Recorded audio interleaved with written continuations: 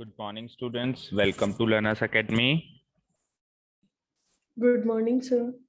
Good morning. Good morning, sir. Good morning. So the topic for today is very clear to all. Yesterday also we discussed कि after exponential function number आता है logarithmic functions का, logarithm functions का, है ना, logarithmic functions का, है ना, जिसको अपन शॉर्ट में log भी बोलते हैं. क्या है ये log, है ना, इसको आज हम इंट्रोड्यूस करते हैं आपके सामने और इसके बाकी प्रॉपर्टीज एंड बाकी जो इसके एनालिसिस है उसको भी चेक करेंगे. फिर इसका डेरिवेटिव भी देखेंगे, इसका डेरिवेटिव क्या. तो कल की तरह डेरिवेटिव पोर्शन काफी कम है, लास्ट में ज्यादा ज्यादा 5 मिनट का है. पूरी क्लास में हम यही डिस्कस करेंगे कि लोगरिथम फंक्शन क्या है, उस पर ज्यादा फोकस करेंगे, क्योंकि डेरिवेटिव क्या है उसका प्रूफ हमारे कोर्स में नहीं है, ना हमको याद करना है. हमको केवल सिंपली बस लास्ट में बता देना है कि ये इसका डेरिवेटिव है. जैसे कल एक्सपोनेंशियल फंक्शंस के हमने डेरिवेटिव्स देखे थे. तो समझते हैं कि लॉगरिथम फंक्शन क्या है. तो let us make a heading. Heading डाल लीजिए सब लोग, लॉगरिथम, लॉगरिथमिक फंक्शंस.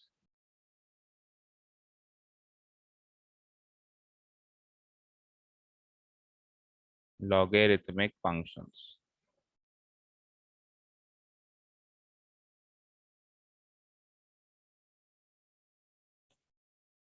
शुरू करें बेटा.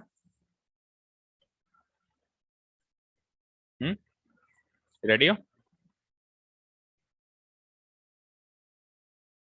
बोलो रेडी हो ना, शुरू करें.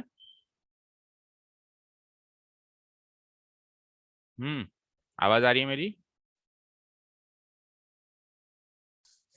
Yes, sir. शुरू करें लॉगरिथमिक फंक्शंस. देखिए एग्जाम्पल से शुरू करते हैं ताकि शुरू में अच्छा फील मिले. देखिए बेटा ध्यान से देखना. अगर 2 का क्यूब 8 है, तो एक्चुअली हमने कल भी डिस्कस किया था कि एक्सपोनेंशियल फंक्शन से लॉगरिथमिक फंक्शन मिलता है. सुनो ध्यान से. 2 का क्यूब अगर 8 है तो तो log 8 टू द बेस 2 3 होगा. कुछ समझ आया? आया कुछ समझ में? 2 का क्यूब अगर 8 है तो log 8 to the base 2 answer क्या आएगा? 3. समझ आया क्या? तो लोगरिथमिक फंक्शन हमको क्या देता है? पावर देता है, एक्सपोनेंट देता है. लोगरिथमिक फंक्शन का जो आंसर होता है वो एक्सपोनेंट या पावर होता है. मतलब अगर मैंने किसी में लोगरिथमिक फंक्शन लगाया तो मुझे बदले में जो आंसर मिलेगा, आंसर जो y मिलेगा मुझे, भाई ये तो है x, x पे लगाते हो आप, और ये है y, y आपका आउटपुट होता है, x आपका इनपुट होता है. तो आपने किसी भी इनपुट पे अगर लॉगरिथमिक फंक्शन लगा दिया तो बदले में जो आंसर मिलेगा, वो जो चीज होगी वो होगी एक्सपोनेंट या पावर. ये चीज समझ में आई? सर एक बार रिपीट कर दो. एक बार फिर से. चलो दूसरा एग्जांपल लेते हैं. मान लो मैंने 10 का स्क्वायर लिखा 100. अगर मैंने लिखा 10 का स्क्वायर इक्वल्स टू 100, तो यहां से मैं अब लॉगरिथमिक फंक्शन किस पे लगाऊंगा? इस पे लगाऊंगा. मैंने कल भी आपको बताया था कि एक्सपोनेंशियल एंड लॉगरिथमिक फंक्शंस उल्टे हैं. तो जो एक्सपोनेंशियल फंक्शन का आंसर आया है, लॉगरिथमिक फंक्शन इस पे लगेगा. जो उसका डोमेन है वो उसका रेंज है, जिसकी रेंज है उसकी डोमेन है. समझ में आई? तो जब मैं 100 पे लॉगरिथमिक फंक्शन लगाऊंगा, बेस आपको सेम रखना पड़ेगा. एक्सपोनेंशियल फंक्शन का बेस यहाँ होता था, इस तरीके से लगाते थे. लॉगरिथमिक फंक्शन का बेस इधर ही लिखते हैं हम, इसके नीचे की साइड. तो बेस वही रखना पड़ेगा, टू द बेस 10. अब बचा क्या? पावर. तो इसका आंसर एक पावर निकल के आएगी. कहने का मतलब ये है कि अगर मैं ये लिखूं कि लॉग, अगर मैं ये लिखूं log a to the base b, तो इसका जो आंसर होगा वो ये होगा. हमको ये सोचना है कि बी की कौन सी पावर पे ए आंसर आता है, वो पावर ही इसका आंसर होगी. मतलब आपसे कोई पूछे कि log a to the base B का आंसर क्या होगा, तो आप कहोगे कि बी जो नंबर है, जो बी नंबर है, उसकी मैं ऐसी कौन सी पावर लगा दूं जो जिससे आंसर ए आ जाए. वो पावर ही इस चीज का आंसर है. मतलब logarithmic functions gives output as exponents और पावर्स. समझ आया क्या? बोलो बच्चों।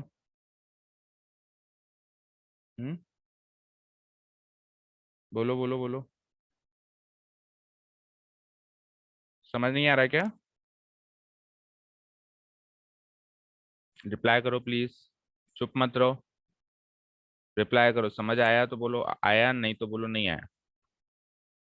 प्रियांशी समझ आया? हम्म। प्रियांशी विजय समझ आया?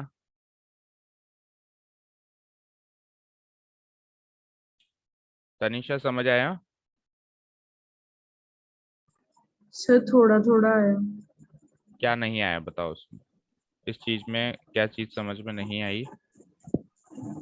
सर ये तो समझ में आ गया कि जो ये बेस मतलब ये चीज तो समझ में आ गई, पर इसमें एक्सपोनेंशियल जो फंक्शन होगा ना,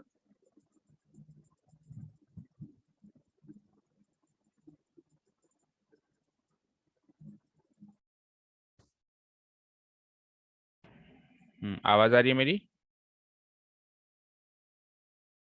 आवाज? यस सर अब आ रही है। हाँ। हाँ अब बताओ, अब बताओ क्या समझ में आया क्या नहीं आया? सर ये तो आ गया समझ में कि ये लोग का हो गया और ये जिसकी पावर होगी वो अपना आंसर आ जाएगा, पर सर हम्म ये चीज समझ में नहीं आई इसमें। जैसे लोगरिथम फंक्शन जो होता है वो एक्सपोनेंशियल फंक्शन का इनवर्स होता है, हम्म। मतलब करीब तो करीब इनवर्स इसमें होता है, एग्जैक्टली इनवर्स नहीं कह सकता मैं, करीब करीब इनवर्स होता है। हाँ बोलो। तो, तो इसमें एक्सपोनेंशियल फंक्शन क्या होगा? किस में? इसमें? इसमें यस सर। देखो, इसका जो आंसर, सपोज करो इसका आंसर मैं सी लिख दूं। अगर मैं यहाँ लिखता हूँ, चलो, log a to the base b का आंसर अगर मैं c लिख दूं, तो यहाँ से एक्सपोनेंशियल फंक्शन कैसे बनाओगे? b की power c equals to a, b की power c equals to a, यहाँ से इस तरीके से एक्सपोनेंशियल फंक्शन बन के आएगा। यहाँ से ऐसे एक्सपोनेंशियल फंक्शन बन के आएगा। ठीक है, उल्टा ऐसे है कि देखो एक्सपोनेंशियल फंक्शन क्या था, याद करो, b की power x equals to y, यही था क्या? यही था क्या बताओ? जहाँ पे b यस बेस सर। था एंड b बेस, अच्छा b बेस यहाँ पर भी ग्रेटर देन वन ही रहेगा ना, जैसे एक्सपोनेंशियल फंक्शन में b base for base b greater than one लिया था हमने एक्सपोनेंशियल फंक्शन में, लॉगरिथमिक फंक्शन में भी हमको बेस b तो बड़ा ही लेना पड़ेगा।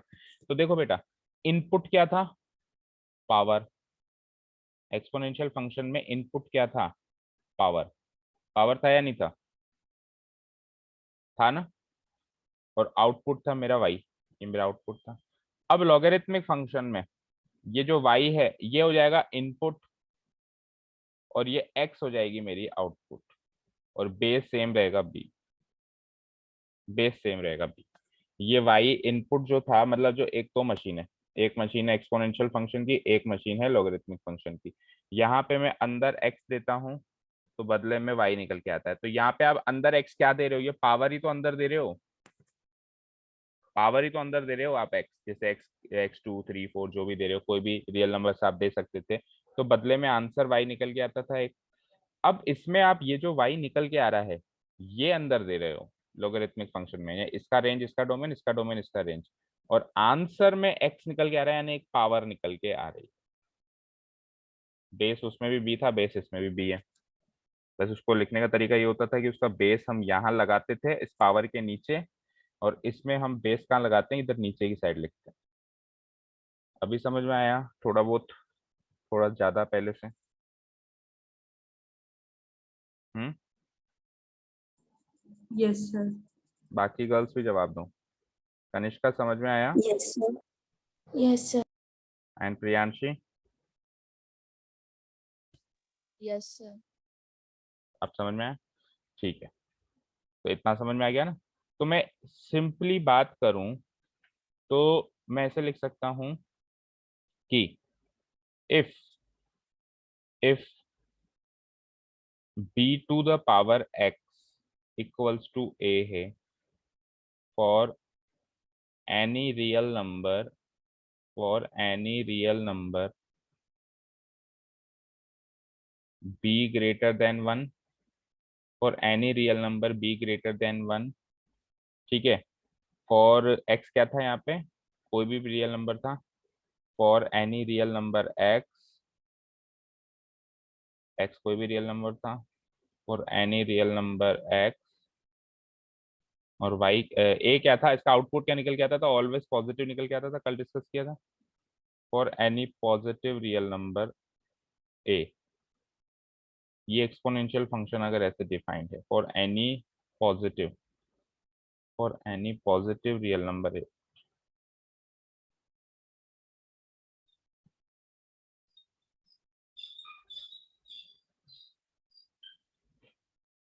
भाई अगर ये एक्सपोनेंशियल फंक्शन ऐसे डिफाइंड है, बी एक्स और ए क्या है, बी ग्रेटर देन 1 है, एक्स कोई भी रियल नंबर है और आंसर ए जो है वो कोई भी पॉजिटिव रियल नंबर है, तो इसी से लॉगरिथमिक फंक्शन कैसे बनेगा, वैल्यूज ये की यही रहेंगी जो अभी दिख रही हैं आपको, सेम टू सेम ये वैल्यूज रहेंगी, बस थोड़े से फेरबदल हो जाएंगे।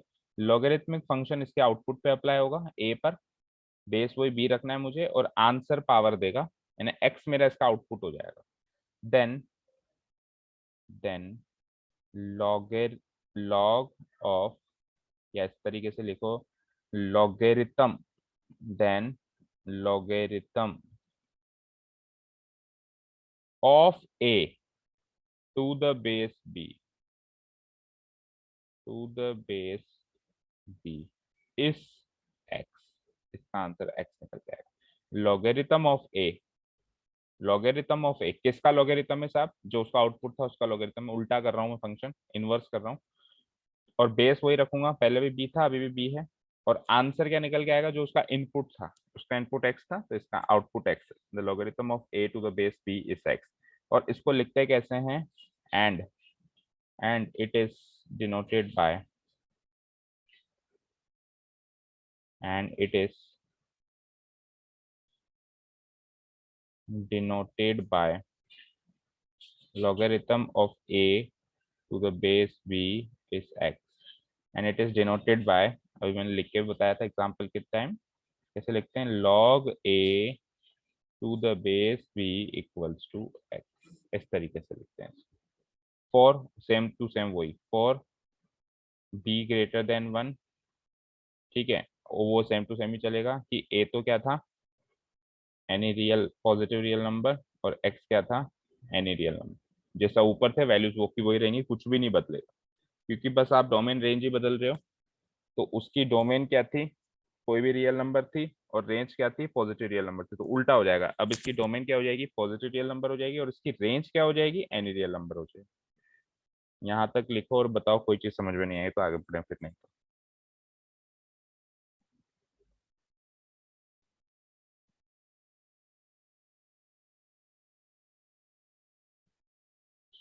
लिख लिया बेटा।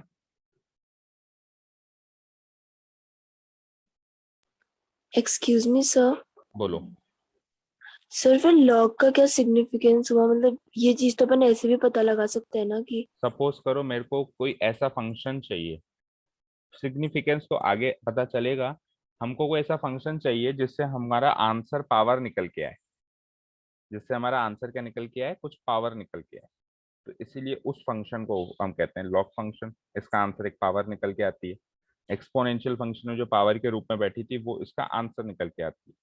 तो ऐसे तो साइन फंक्शन है, साइन फंक्शन का इनवर्स फंक्शन है साइन इनवर्स फंक्शन, तो उसका हम डायरेक्ट साइन से भी तो निकाल सकते हैं। भाई अगर सपोज करो मैंने कहा साइन इनवर्स 1 π/2 होता है, अब हम कहें सर इसका क्या सिग्निफिकेंस, हम वैसे भी तो देख सकते हैं कि साइन π/2 1 होता है, हम वैसे भी तो देख सकते हैं कि साइन π/2 1 होता है, बट सिग्निफिकेंस आया तो था ना, कई बार फंक्शंस को इन्वर्स करना पड़ता ही है ना, बताओ, नहीं पड़ता है फंक्शंस को यस इन्वर्स सर। करना, तो जो सिग्निफिकेंस साइन π/2 इक्वल्स टू 1 से साइन इनवर्स 1 इक्वल्स टू π/2 का था, वही फंक्शन एक्सपोनेंशियल से लॉगरिथम आने का है। अभी धीरे धीरे पता चलेगा और ज्यादा, ठीक है। Yes sir. लॉगरिथम फंक्शन क्या है, एक ऐसा फंक्शन है जो आंसर में हमको पावर देता है, सिंपल सी बात है, तो लिख देते हैं अपन in simple terms, we can say that, यहाँ तक नोट डाउन कर लिया होगा, in simple terms we can say that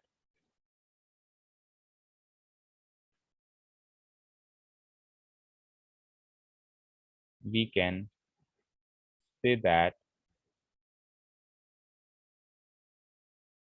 क्या कह सकते हैं अपन, logarithmic functions, logarithmic functions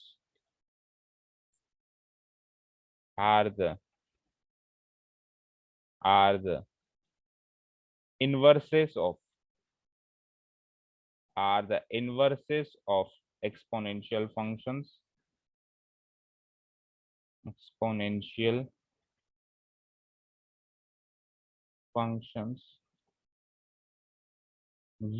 give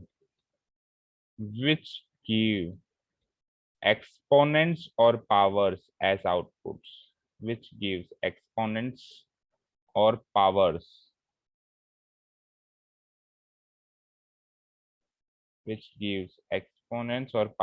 as outputs. Output के रूप में यहाँ क्या मिलता है हमको, एक्सपोनेंट या पावर। लिख लिया?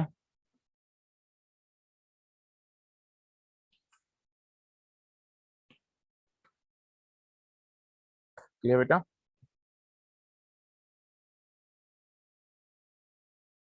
Yes sir.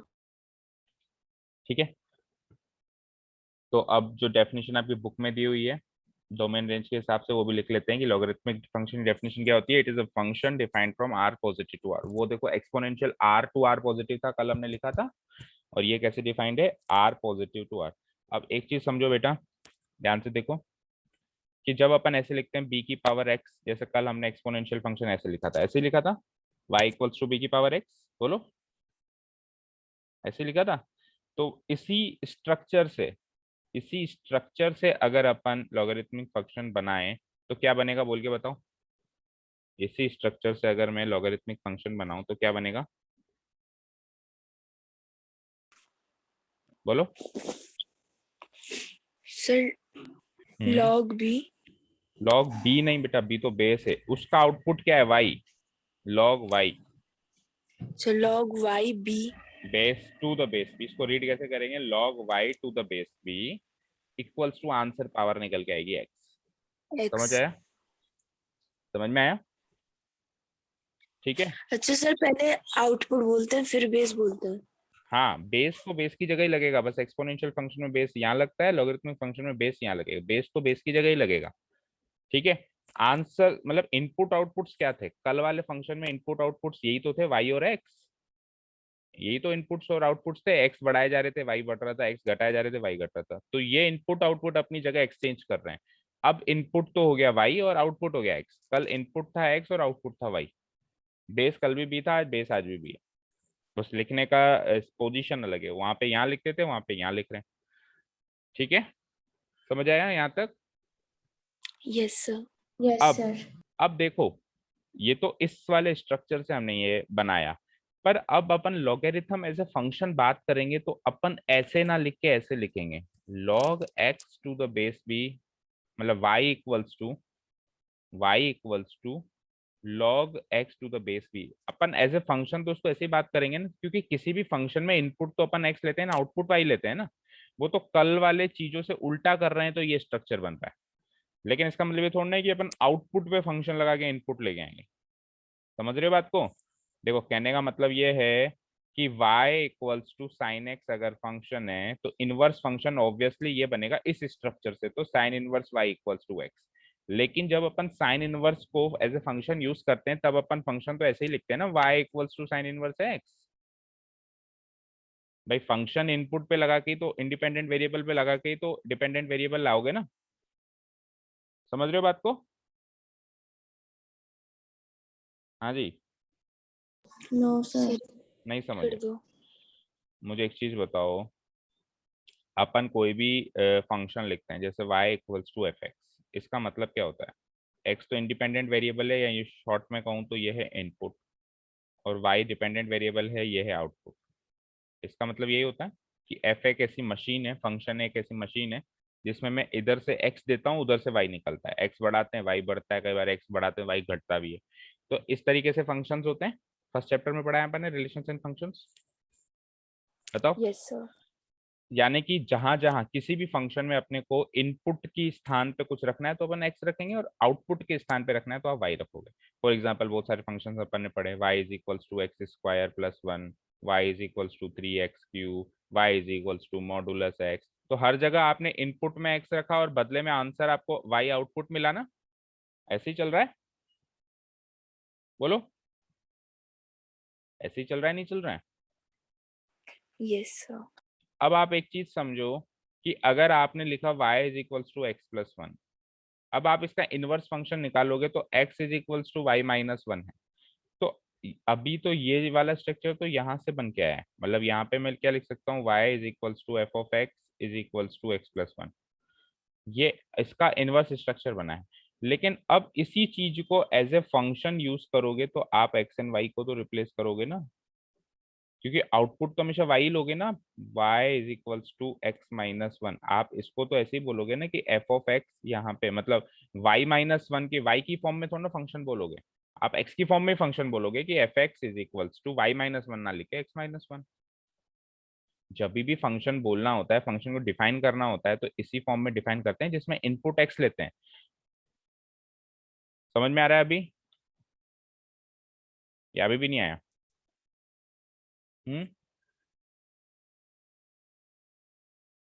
बोलो, जवाब दो,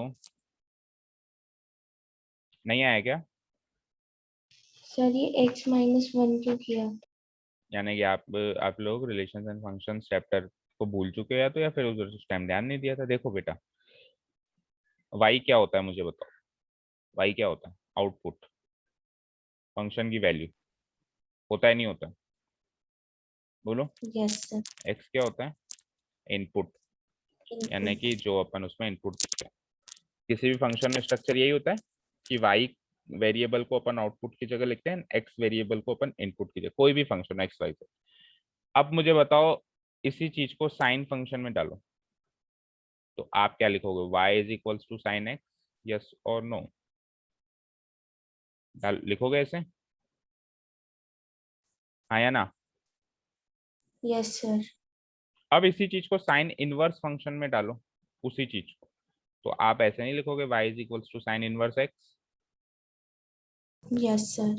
लेकिन यहां से तो अगर इस चीज का उल्टा करें तो यहां से तो x is equals to sine inverse y निकल के आ रहा है, यहां से उल्टा करें तो x is equals to sine inverse y आ रहा है। लेकिन साइन इनवर्स को एज ए फंक्शन यूज करोगे तब लिखोगे तो ओरिजिनल स्ट्रक्चर ही ना, जिसमें y आउटपुट है ना x इनपुट है। एज ए फंक्शन जब उसको लिखोगे, उस स्ट्रक्चर का उल्टा करोगे तब एक अलग चीज निकल के आ रही है ना? उस स्ट्रक्चर का उल्टा करोगे तब एक अलग चीज निकल के आ रही है भाई, ये जो इनपुट था वो आउटपुट निकल के आ रहा है, और जो आउटपुट था वो इनपुट निकल के आ रहा है। लेकिन एज ए जनरली हम साइन इनवर्स को एक एज ए फंक्शन यूज करेंगे, फंक्शन मान के चलेंगे, तो हम y is equal to sine inverse x ही तो बोलेंगे उस फंक्शन को, या x is equal to sine inverse y बोलेंगे? बताओ। y is equals to y is sin equal to inverse sine x। Inverse x, समझ में आया? अब समझ में आया कि जब उसको फंक्शन के रूप में बोलेंगे तब y को हमेशा आउटपुट और x को हमेशा इनपुट बोलेंगे, क्योंकि फंक्शन का मतलब ही यही है कि x इनपुट y आउटपुट। समझ गए? समझ गए क्या? Yes Yes. सर। तो अब वो का वही काम, कल अपन ने सीखा था y is equals to B to the power x।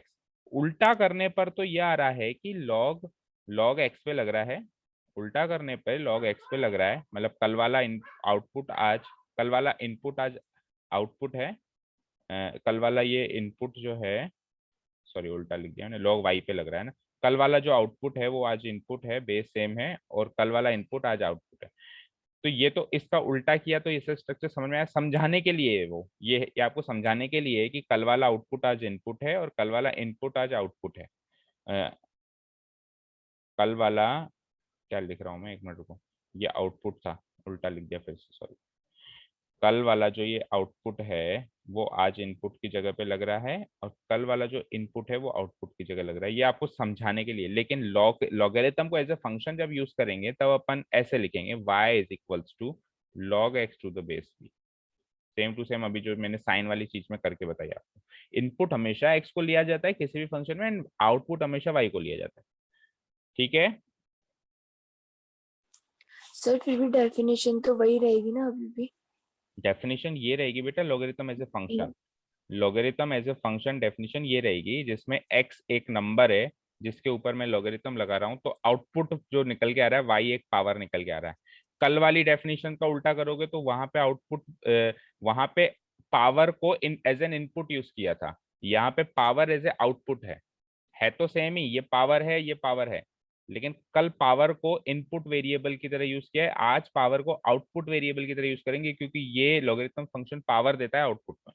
आज इनपुट हम किसको मान लेंगे, वो जो नंबर जो कल आया था, ये वाला जो नंबर आया था, इसको हम आज इनपुट की तरह लेंगे। ठीक है। सर ये भी कह सकते हैं ना, कल पावर x थी आज पावर y है। हाँ, कल पावर x थी आज पावर y है। कल पावर इनपुट में थी आज पावर आउटपुट में। अब समझ आया। और जो आउटपुट में होता है वो हमेशा y होता है, और जो इनपुट में होता है वो हमेशा x होता है किसी भी फंक्शन में।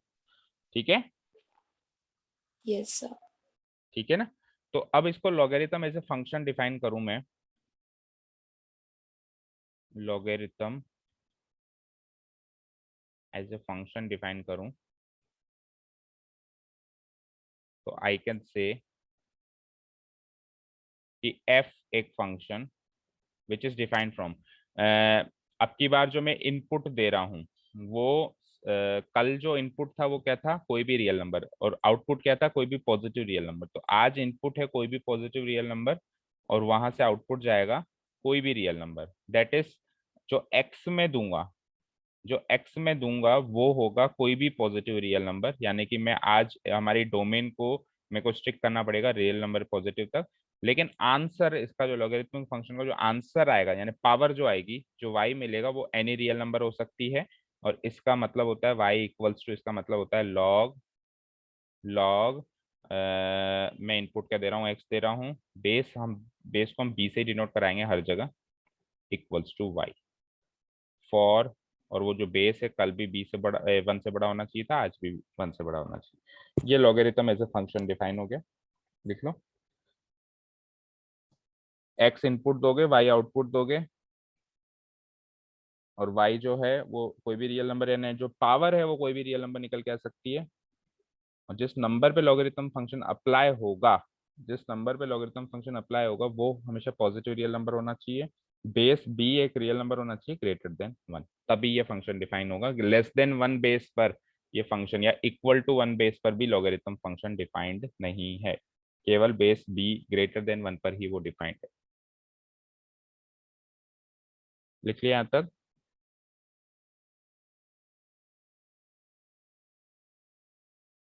Sir 1 minute. ठीक है, ये भी लिख लो कि ये इसके बराबर होगा इफ इफ इफ इफ अब यहां से एक्सपोनेंशियल फंक्शन बनाओ, if b to the power y equals to x है तो, अगर b to the power y equals to x है तो तभी ये फंक्शन डिफाइन।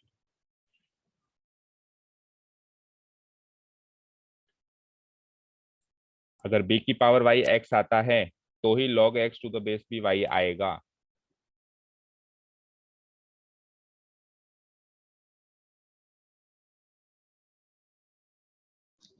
मतलब सर लॉगरिथम डिफाइन के लिए वो एक्सपोनेंशियल भी होना चाहिए। एक्सपोनेंशियल में भी उसको वो सारी चीजें सेट होनी चाहिए। ठीक है ना। log x की वैल्यू y तभी आएगी जब उसके बेस की, जब उसके बेस पर मैं वो y पावर लगा के x ला सकता हूं, तो ही log x equals to y है, अन्यथा वो नहीं है। बनाई एक्सपोनेंशियल का उल्टा है ना भाई, मैं ऐसे नहीं लिख सकता हूँ क्या कि y equals to sine inverse x तभी होगा जब साइन y बराबर x होगा। यस और no. y is equals to sine inverse x तो तभी होगा ना जब साइन y बराबर x होगा, नहीं तो ये हो सकता है क्या, नहीं हो सकता ना। समझ रहे हो। No no sir. सर। तो सेम टू सेम चीज है कि log x बराबर y तभी होगा जब उसके बेस पर y पावर चढ़ा के आप x ला सकते हो, where base is greater than 1। Base greater than 1 में ही डिफाइंड है दोनों, एक्सपोनेंशियल फंक्शंस भी एंड लॉगरिथम फंक्शन। यहाँ तक क्लियर है अभी,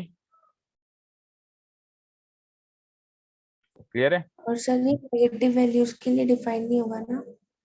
negative values of what, negative values of x के लिए वो डिफाइन नहीं है, इवन 0 के लिए भी डिफाइन नहीं है ना। मतलब डोमेन इसका जो है, डोमेन वो पॉजिटिव रियल नंबर होगा। आउटपुट यानी इसकी रेंज तो कोई भी रियल नंबर हो सकती है, यानी पावर कोई भी कुछ भी हो सकती है, पावर पॉजिटिव भी हो सकती है, पावर 0 भी हो सकती है, पावर नेगेटिव भी हो सकती है। लेकिन ये जो नंबर है जिस पे लॉगरिथम फंक्शन अप्लाई करेंगे, जो मतलब लॉगरिथम फंक्शन में हम इनपुट देंगे, वो हमेशा पॉजिटिव रियल नंबर ही देंगे। बदले में आउटपुट कोई भी रियल नंबर निकल के आ सकता है, क्योंकि ये तो पावर है, पावर कुछ भी हो सकती है। ठीक है, यस सर। ठीक है। अब बात करते हैं इसके ग्राफ की। Excuse me sir. हाँ सर एक थोड़ा सा बेसिक डाउट था कि हाँ, जो एक्स और वाई होते हैं वो तो बस एक वेरिएबल्स ही तो है ना सर। ये वेरिएबल्स तो हैं, लेकिन फंक्शंस की दुनिया में एक्स को इनपुट वाला वेरिएबल एंड वाई को आउटपुट वाला वेरिएबल माना गया है।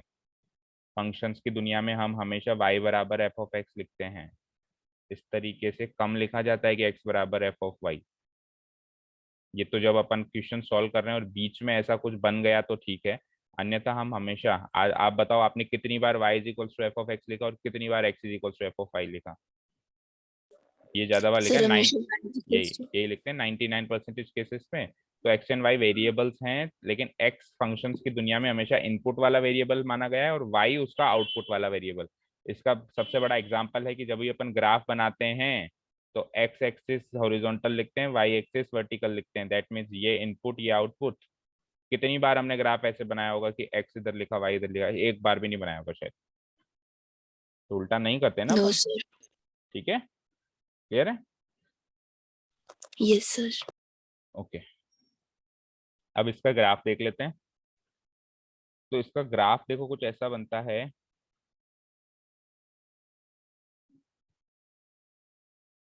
थोड़ा सा नीचे से बना लो।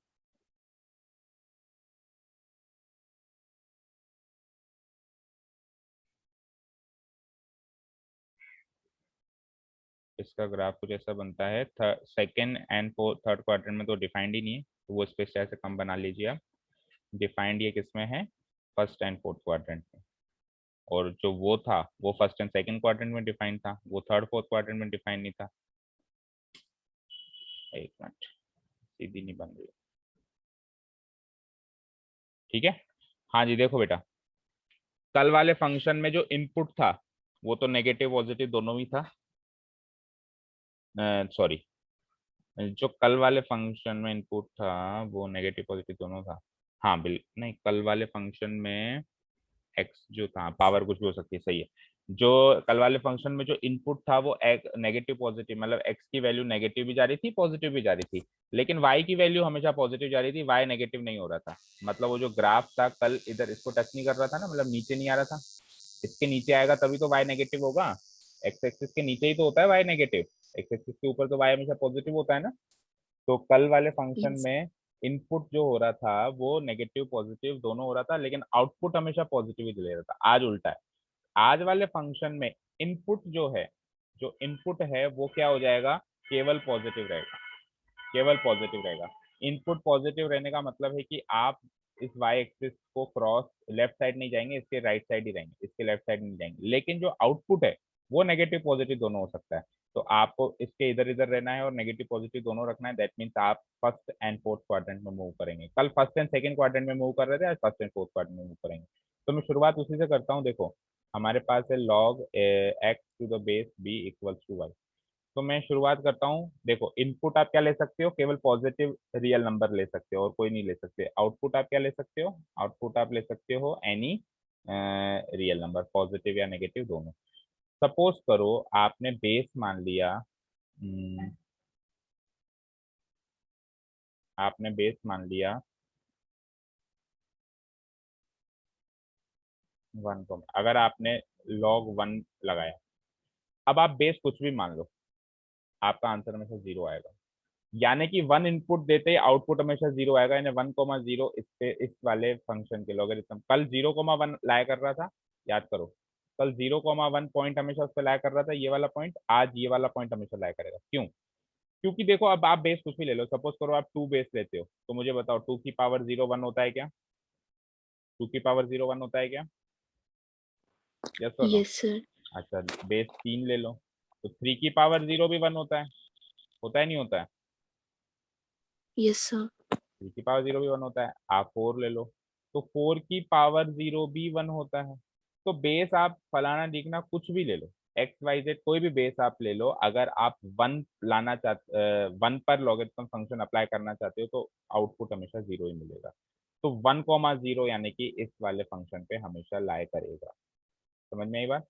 तो इसका ग्राफ कुछ ऐसा बनता है। ये ग्राफ हमेशा 1,0 मान लो यहाँ है, यहाँ मान लेते हैं, ये मान लो 1,0 है, तो ये फंक्शन इस पॉइंट से लाया करेगा हमेशा 1,0, और ये कुछ ऐसा बनता है।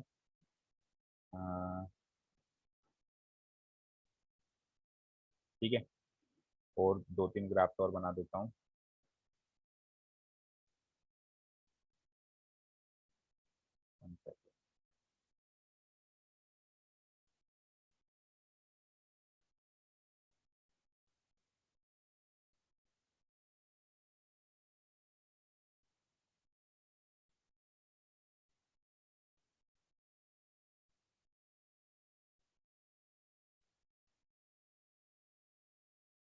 ठीक है, एक इसके बीच में बना देते हैं।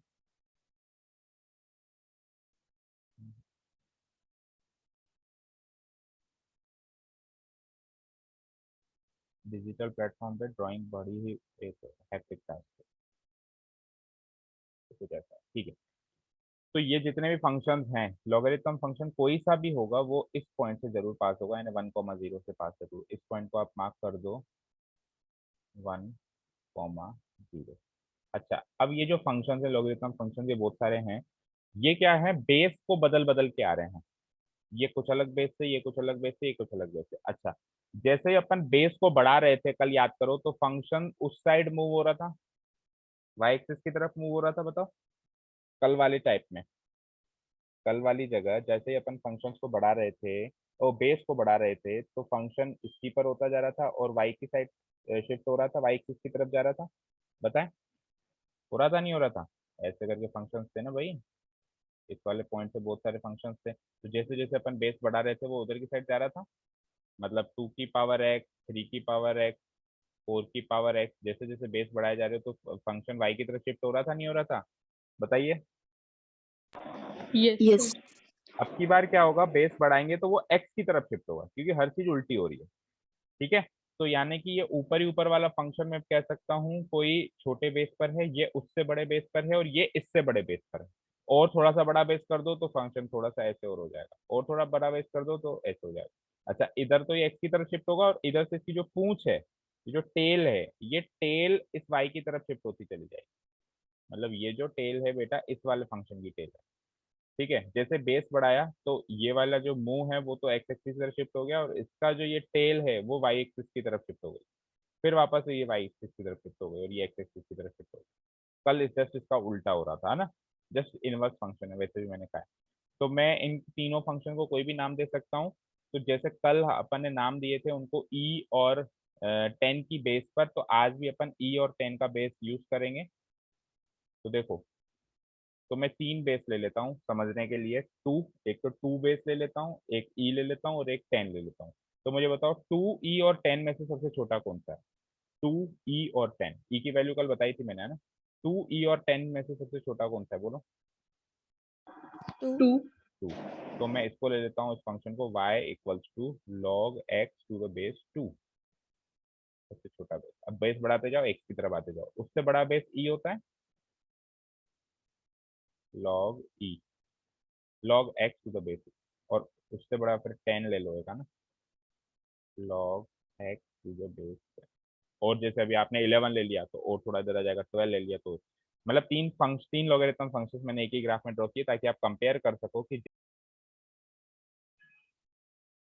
तो जैसे जैसे अपन बेस बढ़ाते जाएंगे, 2 से थोड़ी सी बड़ी वैल्यू ले ली, 2.718 होती है इसकी वैल्यू, है ना, और फिर 10 ले लिया, तो ये फंक्शन जो है एक्स एक्सिस की तरफ शिफ्ट होता जाएगा। यहाँ तक कोई डाउट? इसका मतलब ये है कि अगर जैसे कोई भी एक फंक्शन पकड़ लो, उसमें से मान लो कौन सा पकड़ोगे, यही ले लो, वाई इक्वल्स टू, या ये ले लो, y is equals to log x. इस वाले फंक्शन को आप चलो एनालाइज करते हैं अपना ना, ये वाला जो ग्राफ है। देखो, अगर मैंने अगर मैंने या फिर चलो ग्राफ शीट में समझाता हूँ उसको, ग्राफ शीट की भी फैसिलिटी है हमारे पास, उसमें और ज्यादा अच्छे से समझ में आएगा। ठीक है, पॉइंट्स मार्क नेम। देखो, ये ग्राफ शीट देख रहे हो, तो मैं एक फंक्शन लेना चाह रहा हूँ, y is equals to log x, और बेस में ले लेता हूँ 2। तो देखो, x की वैल्यू 1 होगी तब तो y 0 होगा, तो ये पॉइंट तो आएगा ही आएगा। ठीक है, क्यों? क्योंकि 0 वैल्यू होती है log 1 पे बेस 2 पे। क्यों? क्योंकि 2 की पावर 0 1 होती है, 2 की पावर 0 1 होती है। ठीक है, आगे चलो। अब मुझे बताओ, जब आपने x को 2, नहीं, x को 2 लिया, तो अब आप एक ऐसा आंसर बताओ, 2 की कौन सी पावर 2 होती है, बताओ 2 की कौन सी पावर 2 होती है, बोलो। 1। 1। तो यानी कि 2,1 इधर 1,0 आया, ये वाला पॉइंट। 2,1 कौन सा पॉइंट है, ये वाला पॉइंट है, यानी ये ग्राफ ऐसे चल रहा है। ठीक है, अब आगे चलो। अब मैं 3 तो यहाँ पे लिख नहीं सकता हूँ, मतलब लिखूंगा तो फिर वो डेसिमल आंसर आएगा। अगर मैं यहाँ पे 3 लिख दूँ तो अब 2 की कौन सी पावर 3 होती है, तो एक डेसिमल आंसर आ गया ना। 2 की कौन सी पावर 3 होती है, तो मैं एक ऐसा नंबर लिखता हूँ जो क्लियर कट डिफाइंड है। जैसे मैं यहाँ पे 4 लिख देता हूँ, तो 2 की कौन सी पावर 4 होती है, 2। 2 का 2। स्क्वायर 4 होता है। तो यानी कि कौन सा पॉइंट आया, 4,2। भाई इनपुट ये है, आउटपुट पावर है 4,2, तो 4,2 यानी कि ये वाला पॉइंट, ये यहाँ से यहाँ चला। ठीक है साहब, चलो आगे चलते हैं। अब 4 के बाद मैं सीधे 8 पे आता हूँ। 2 की कौन सी पावर 8 है, 3। 2 की कौन सी पावर 3 है, 8 है, बताओ 2 की कौन सी पावर पे मैं 8 ला सकता हूँ, 3 पे 8 ला सकता हूँ ना। 2 क्यूब इक्वल्स टू 8 होता है। तो यानी कि कौन सा पॉइंट हुआ, ये 8,3 हुआ, 8,3। समझ में आया, ये फंक्शन ऐसे चल रहा है जैसे अभी मैंने बताया। अभी मैं पॉइंट टू पॉइंट भी कनेक्ट करके बता पा रहा हूँ। अब 16 की भी फैसिलिटी है, चलो 16 भी ले लो हमारे पास। तो लॉग 16 टू द बेस 2 4 होगा, क्योंकि 2 की पावर 4 16 होता है। तो 16,4, 16,4 यानी कि ये वाला। इससे ज्यादा हमारे पास ग्राफ में फैसिलिटी है नहीं। तो ये एक तरीके से y is equals to log x to the base 2 का ग्राफ है। समझ में आया, y is equals to log x to the base 2 का ये ग्राफ होता है। बताइए, समझ आया? हम्म, सर इसमें मतलब अपन ऐसे देखते हैं, जो अपना इनपुट एक्स है हम्म। वो तो उसका एक्चुअली जो बेस। हाँ, वो एक्चुअली एक्सपोनेंशियल का आउटपुट है। वो एक्चुअली एक्सपोनेंशियल का आउटपुट है। भाई यहाँ पे इससे आप क्या लिखोगे, 2 की पावर 0 इक्वल्स टू 1। इससे आप क्या लिखोगे, 2 की पावर 1 इक्वल्स टू 2। इसमें आप क्या लिखोगे, 2 की पावर 2 इक्वल्स टू 4। और इसमें आप क्या लिखोगे, 2 की power cube is equals to 8। और इसमें आप क्या लिखोगे, 2 की पावर 4, 2 की पावर 4 इक्वल्स टू 16। तो जो एक्सपोनेंशियल का आउटपुट था, वो हम लोगरिथम में एज इनपुट्स यूज करते हैं। वो एक्स एक्स एक्सिस पे लेते हैं उन चीजों को। जैसे यहाँ पे एक्स एक्सिस पे पहले मैंने 1 लिया, फिर 2 लिया, फिर 4 लिया सीधा, और फिर 8 लिया, और फिर 16 लिया। आउटपुट जो होते हैं वो पावर्स के रूप में आते हैं, 0 1 2 3 4। तो ये 0, ये 1, ये 2, और नहीं, ये 0, ये 1, ये 2, ये 3 और ये 4। क्लियर है? Yes sir sir. अब ऐसा कैसे log 3 का ग्राफ बना सकते हो, log 2 का ग्राफ। तो चलो ये बना, ये आया, फिर 2,1 आया था, फिर 4,2 आया था, फिर 8,3 आया था, और एक 16,4 आया था। हालांकि log 3 का ग्राफ में आप चेक करोगे इतने ज्यादा पॉइंट्स हमको मिलेंगे नहीं, लेकिन चलो एक आध पॉइंट तो ढूंढने की कोशिश करते हैं, क्योंकि ग्राफ की एक लिमिट है, उससे ज्यादा अपन पॉइंट्स नहीं वहाँ कर सकते।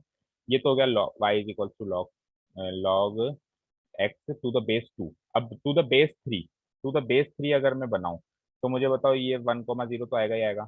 क्यों? क्योंकि लॉग लॉग 1, लॉग 1 में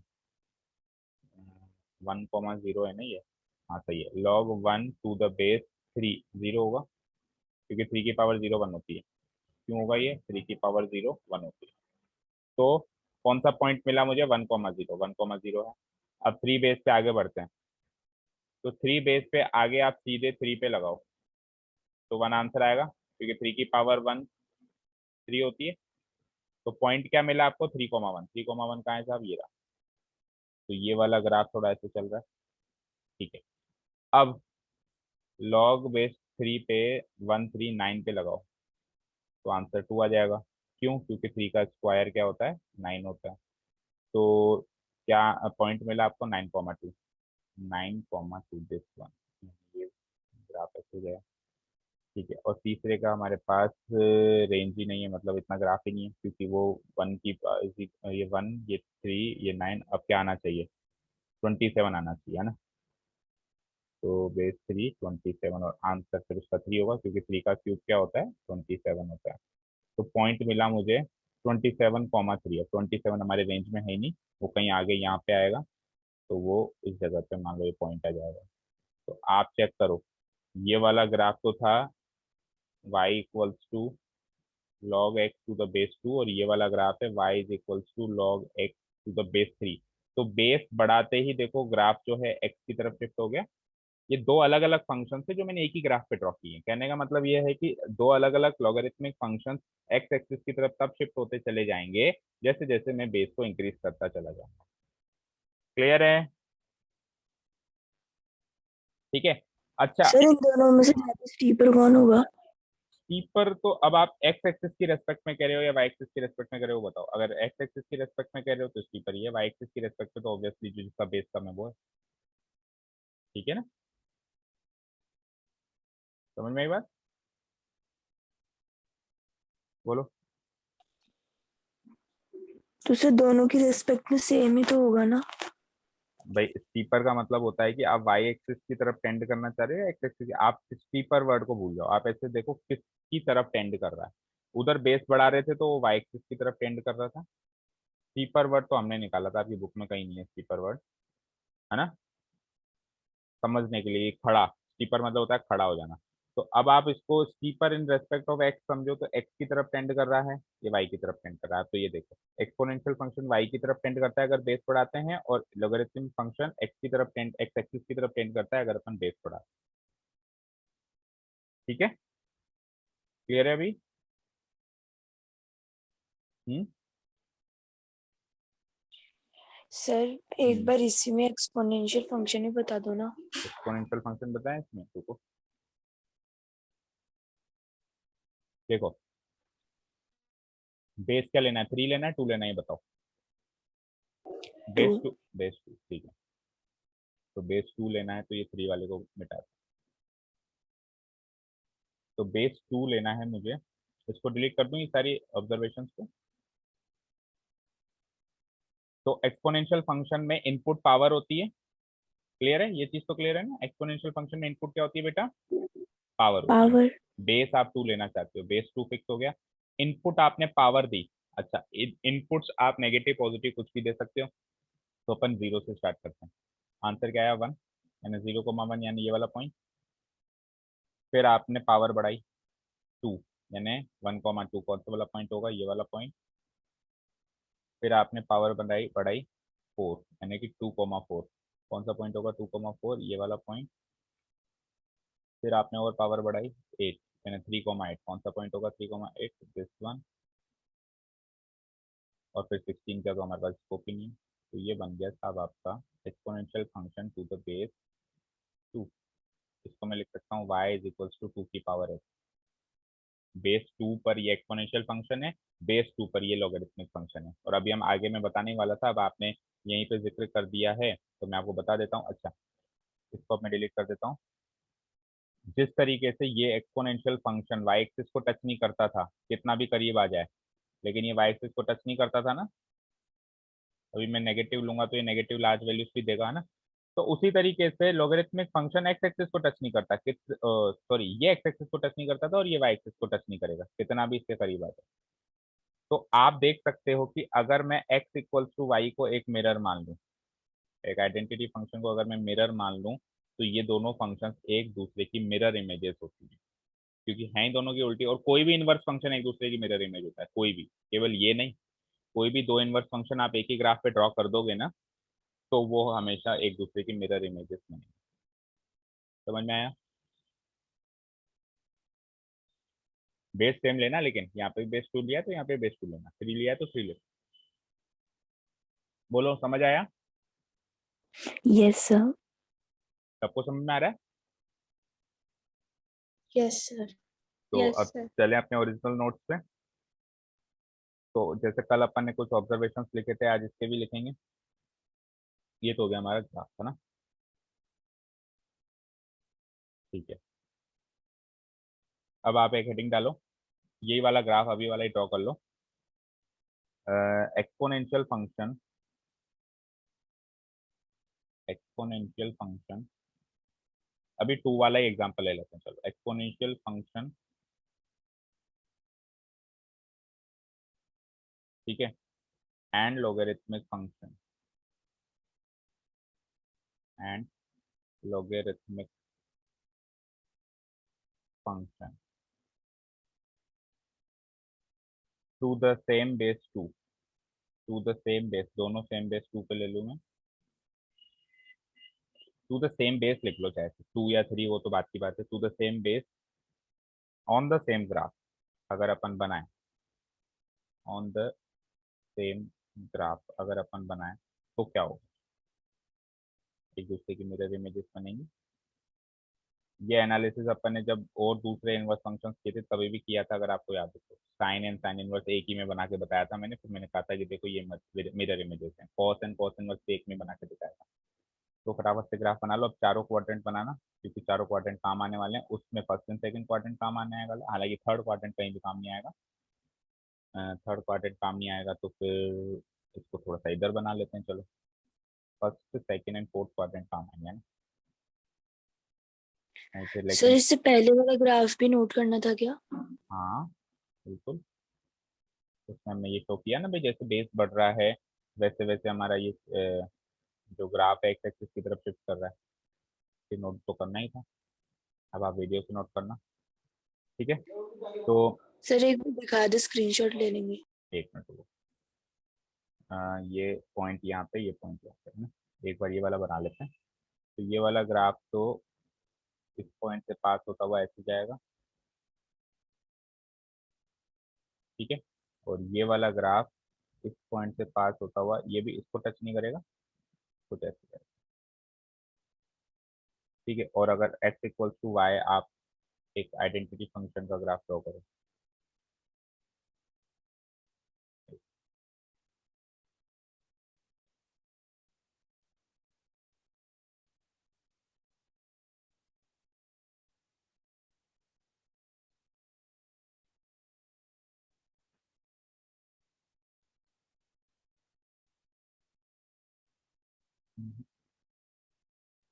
तो टच नहीं करेगा ये ना, कुछ इस तरीके से ड्रॉ करेगा, इसके पैरेलल हो जाएगा लेकिन इसको टच नहीं करेगा किसी पॉइंट पे। और x इक्वल्स टू वाई का ग्राफ आप ऐसे बना लीजिए,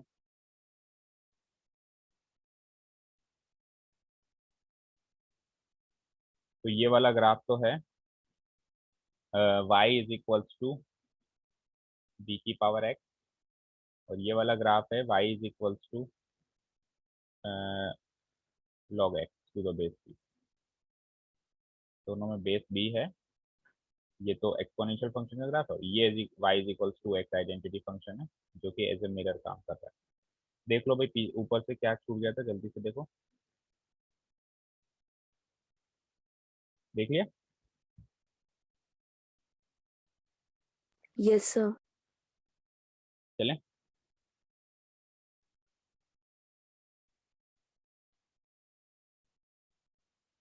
हम्म, नीचे नोट डाल के लिखिए। when we draw when we draw the two graphs,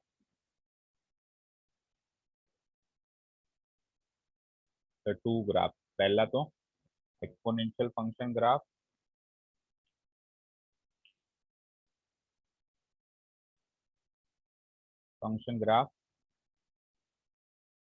and second logarithmic function graph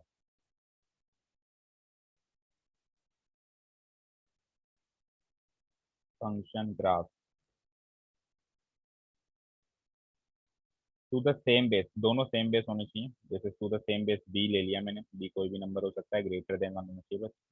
to the same base b greater than 1, then both the graph both the graph act as both the graph act as mirror images of each other. Mirror images of each other. Images of each other. Taking the graph of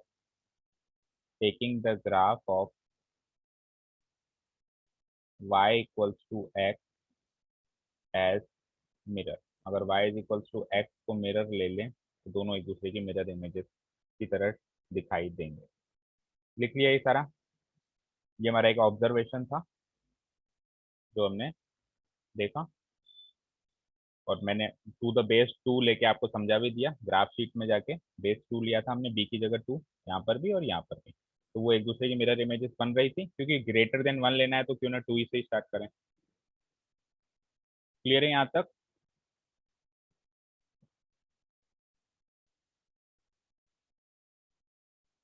बोलिए, यहाँ तक clear है? अब बहुत important 2 properties हैं जो हमको याद रखनी है। वो तो एक तरीके से रामबाण का काम करेंगे लॉगरिथमिक डिफरेंशिएशन और आगे लॉगरिथमिक क्वेश्चंस के लिए।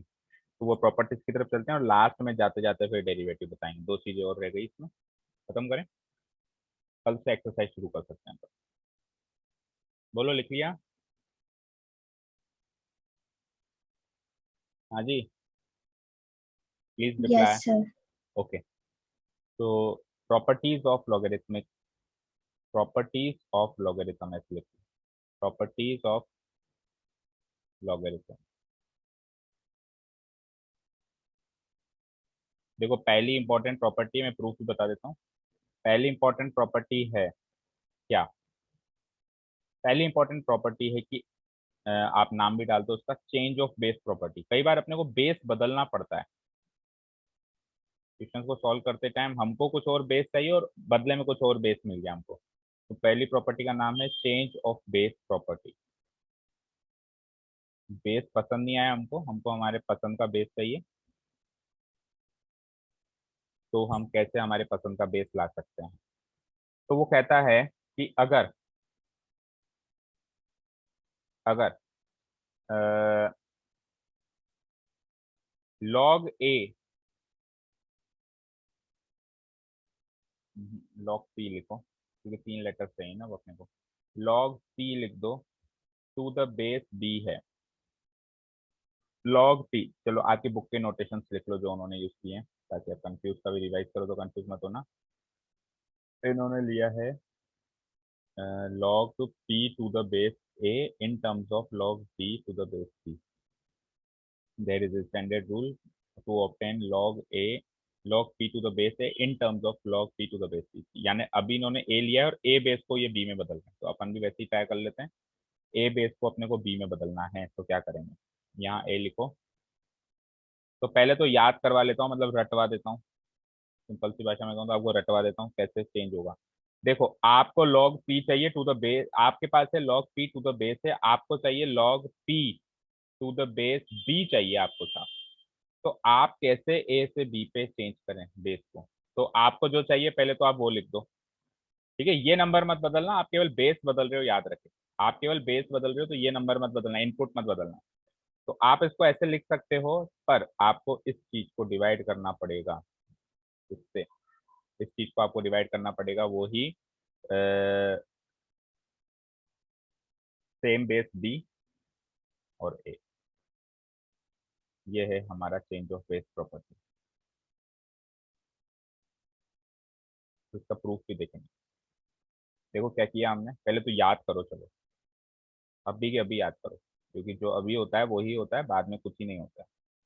देखो बेटा, आपको बेस ए को बी में बदलना है, तो आप बी में बदल लो, लेकिन इसको एक ऐसे लॉग फंक्शन से डिवाइड करो उसका भी बेस तो बी हो, है ना? बेस दोनों का सेम हो, न्यूमरेटर डिनोमिनेटर का। ऊपर तो जो ओरिजिनल गिवन है वो लो, और नीचे इसका बेस के ऊपर ही लॉगरिथम फंक्शन अप्लाई होगा। तो याद करने के लिए हम यूं कह सकते हैं कि देखो, ए नीचे पी ऊपर है, तो यहाँ पर भी पी ऊपर है, ए नीचे है, बेस दोनों का सेम है। हो गया याद? बोलो, हो गया याद? एग्जाम्पल के तौर पे मान लो मुझे चाहिए log 3 मेरे पास है log 3 टू द बेस 2 और मुझे चाहिए log 3 टू द बेस 5। मुझे चाहिए log 3 टू द बेस 5। तो डिवाइड किससे करना पड़ेगा फिर इसको, चलो बताओ जल्दी से। मैं अगर 2 बेस को 5 बेस में चेंज करना चाहता हूँ, डिवाइड किससे करना पड़ेगा बताओ। सर log 5 log और 5 नहीं, log और 2 log log 2 log log 2 to the base 5 sir log 5 नहीं, log 2 नीचे वाले पे log लगाओ और बेस तो वही रखो जो ऊपर रखा है, टू द बेस 5, जिसमें बदलना है आपको। देखो 3 ऊपर है, 2 नीचे है और बेस दोनों का सेम। समझ आया? Yes sir. चलो एक और log 10 टू द बेस 5 था साहब, मेरे को बदलना है log 10 टू द बेस 3 चाहिए। किससे डिवाइड करूं जल्दी बताओ। log 3 log to the 3 to the base 3 3 क्यों बोल रहे हो? log 5 पहले, log किस पे लगा रहे हो, बेस बाद में बोलते हैं। पहले तो log 5 पे लगाएंगे टू द बेस 3। आप ऐसे पढ़ रहे हो शायद इसको, log 3 टू द बेस 5 उल्टा पढ़ रहे हो। ये है log 5 टू द बेस 3। पहले किस पर log लगा रहे हो वो बोला जाता है, बेस बाद में बोला जाता है। तो आप इस पे लगाओगे नीचे वाले नंबर पे और बेस वही रखोगे जो ऊपर रखा था, यानी 3 का 3। अभी क्लियर है? क्योंकि जब तक आप करेक्ट बोलोगे नहीं तब तक आप हमेशा फिर गलती करोगे, तो करेक्ट बोलो, गलत मत बोलो। इसको कैसे रीड आउट करोगे बोलो, log 5 टू द बेस 3 बोलो, log 5 to the base base 3। ठीक है, एक लास्ट मैंने ले लिया log 27 टू द बेस 3। मुझे बदलना है log 27 टू द बेस 2। 3 को 2 बेस में चेंज करना है, कैसे करोगे? log 3 to the log base 3 to the base 27 log 3 to the base 2 से इसको डिवाइड और कर देंगे, बिल्कुल सही। तो यहाँ तक समझ में आया? अब ये हुआ कैसे, ये बना कैसे, उसके बारे में हम चर्चा करते हैं। याद तो हो गया ना, रट तो गया ना मतलब? बोलो। yes sir याद तो हो गया।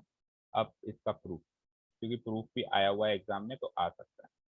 तो प्रूफ ये है कि देखो, ये यहाँ पे 3 लॉगरिथम फंक्शन दिखाई दे रहे हैं, मैं तीनों को कुछ ना कुछ मान लेता हूँ, 1 2 3। तो मैं इसको अल्फा, इसको बीटा, इसको गामा मान लेता हूँ। अल्फा बीटा गामा या कुछ भी मान सकते हो, एक्स वाई जेड मान ले, चलो चलो एक्स वाई जेड मान लेते हैं ना। अल्फा बीटा गामा आपको कंफ्यूज करेगा ना। तो देखो, लेट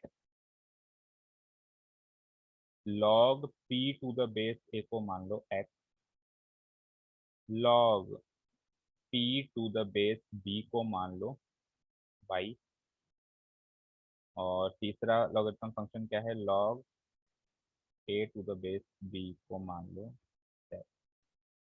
यहाँ तक क्लियर है? तीनों लॉगरिथम फंक्शन को आपने एक्स वाई जेड मान लिया। मैं उसी तरीके से प्रूफ करा रहा हूँ ताकि आगे आप भी कर सको, मतलब कुछ रटना ना पड़े, जिस फ्लो में मैंने कर दिया उसी फ्लो में आप भी कर सको। यहाँ तक क्लियर है? अब इन तीनों से एक्सपोनेंशियल फंक्शन बनाओ, क्योंकि लॉगरिथम फंक्शन बनाने में हमको अक्सर कंफ्यूजन होते हैं, तो हम पहले उनको एक्सपोनेंशियल फंक्शन में कन्वर्ट कर देते हैं। तीनों को कन्वर्ट करना जरा। log p to the base a बराबर x है, तो एक्सपोनेंशियल फंक्शन क्या बनेगा यहाँ से, बोलो, अरे बोलो। a की पावर x बराबर p नहीं बनेगा क्या? yes sir तो फिर बोलो ना, a की power x equals to p। आगे बोलो, यहाँ से क्या बनेगा?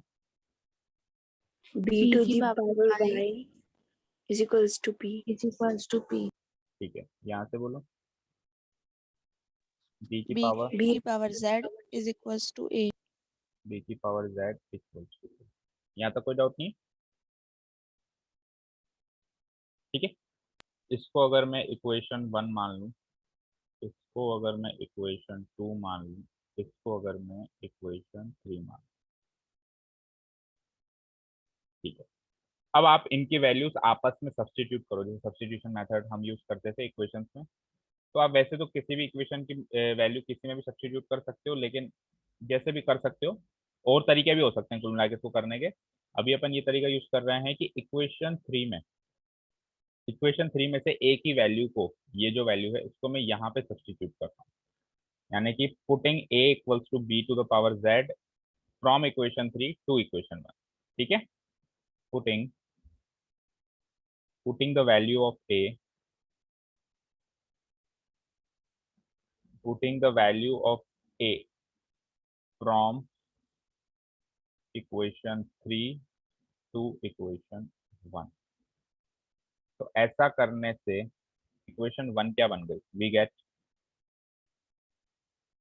गेट इक्वेशन 1 किस में ट्रांसफॉर्म हो गई, मुझे बता दो।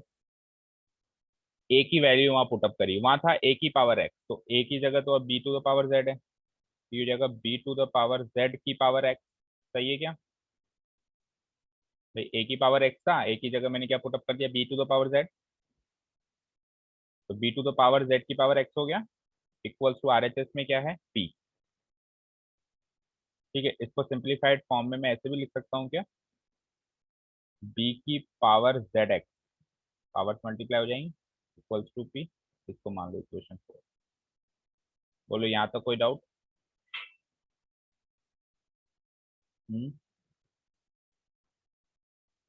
अब आप इक्वेशन 4 में से p की वैल्यू को इक्वेशन 2 में सब्स्टिट्यूट कर दो। इक्वेशन 2 को यूज नहीं किया ना हमने, इसमें से p की वैल्यू ये है, इसको वहां पे सब्स्टिट्यूट कर दो। ऐसा करने से क्या होगा? बेस सेम हो गया, इधर भी b बेस है और ये जब उधर जाएगा तो इधर भी b बेस हो जाएगा। तो अगर दो नंबर्स का बेस सेम है तो उनके एक्सपोनेंट्स भी सेम होंगे ही होंगे। तो putting the value of p from equation 4 to equation 2, ये करो। अब 2 स्टेप में ये चीज क्लियर होगी। अगेन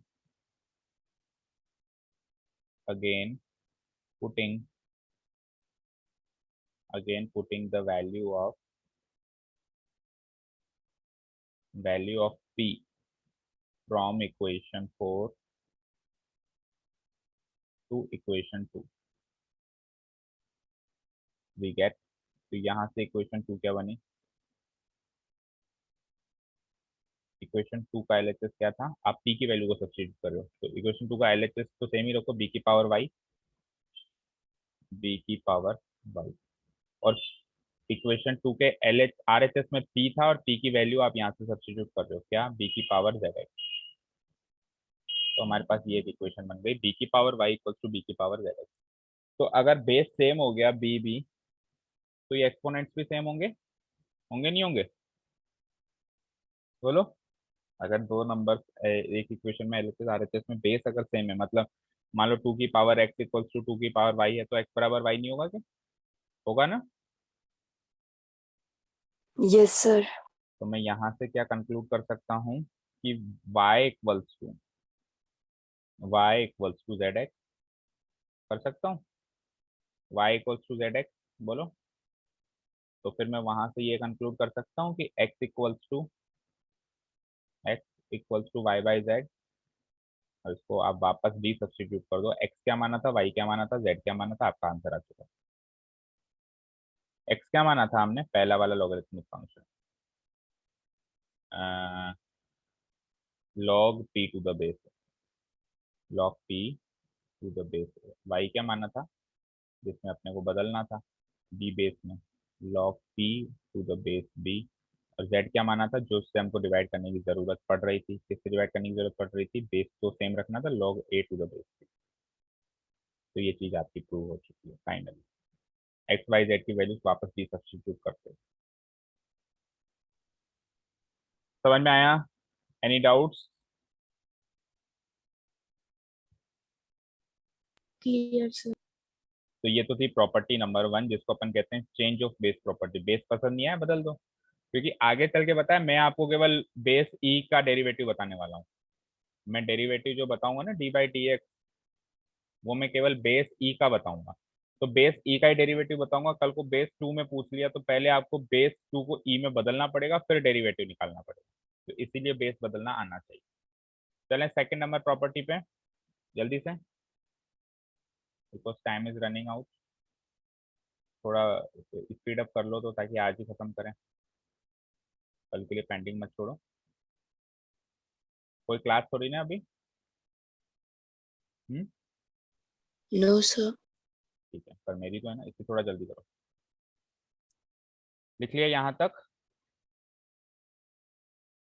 चलिए नेक्स्ट चलते हैं प्रॉपर्टी नंबर सर 2। इसको फिर काउंटर हाँ, सर इसको फिर काउंटर एग्जांपल से बताओ ना एक बार। इसका काउंटर एग्जांपल से तो फिर आपको बेस वैसा ही लेना पड़ेगा, जैसे कि मान लो लॉग 4 नहीं, 4 नहीं लो, 16 लो। log 16 टू द बेस 2 क्या होता है बताना जरा। 2 की कौन सी पावर 16 होती है बताओ? 4। 4. 4. और log 16 टू द बेस 4 क्या होता है बताना जरा? 2, क्योंकि 4 की पावर 2 16 होती है। Yes, sir. तो अब आपको बेस 2 को बेस 4 में बदलना है। बोलो कैसे बदलोगे? बेस 2 को बेस 4 में बदलने के लिए log 16 टू द बेस 4 कर दोगे, divided by log log 2 to the 4 base to the base 2। 2. ऐसे ही करोगे। अब आप चेक करो ये दोनों वैल्यूज सेम है कि नहीं है।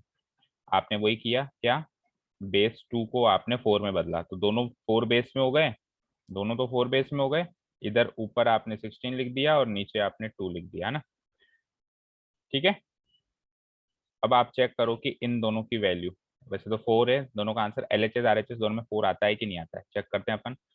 तो मुझे बताओ, ये तो 4 है ही सही, क्योंकि 2 की पावर 4 16 होती है। इधर चेक करो, तो 4 की कौन सी पावर 16 होती है? 2। 2. और 4 की कौन सी पावर 2 होती है? 4 की कौन सी पावर 2 होती है? 4 की 1/2 पावर 2 होती है बेटा, क्योंकि 4 का रूट होता है 2। और 4 की 1/2 पावर ही तो 2 लिखोगे, तो इस चीज का आंसर 1/2 होगा नहीं होगा? Yes, sir. वापस 4 हो गया, LHS RHS इक्वल हो गए। क्लियर है तनिषा? Yes. ठीक है, चेंज ऑफ बेस प्रॉपर्टी। चलिए, second property is, second property is again very important. आप लिखिए, इस प्रॉपर्टी का नाम याद कराने के लिए मैं आपको लिख देता हूँ, प्रोडक्ट टू सम प्रॉपर्टी। ऐसा कोई नाम बेटा ये है ना, आपकी बुक में नहीं है। स्टैंडर्ड मत मान लेना इसको, या हमारा लोकल स्टैंडर्ड ऐसे मान लो, लोकल रूप में स्टैंडर्ड बना दिया हमने ताकि याद रह जाए। Product to the sum property.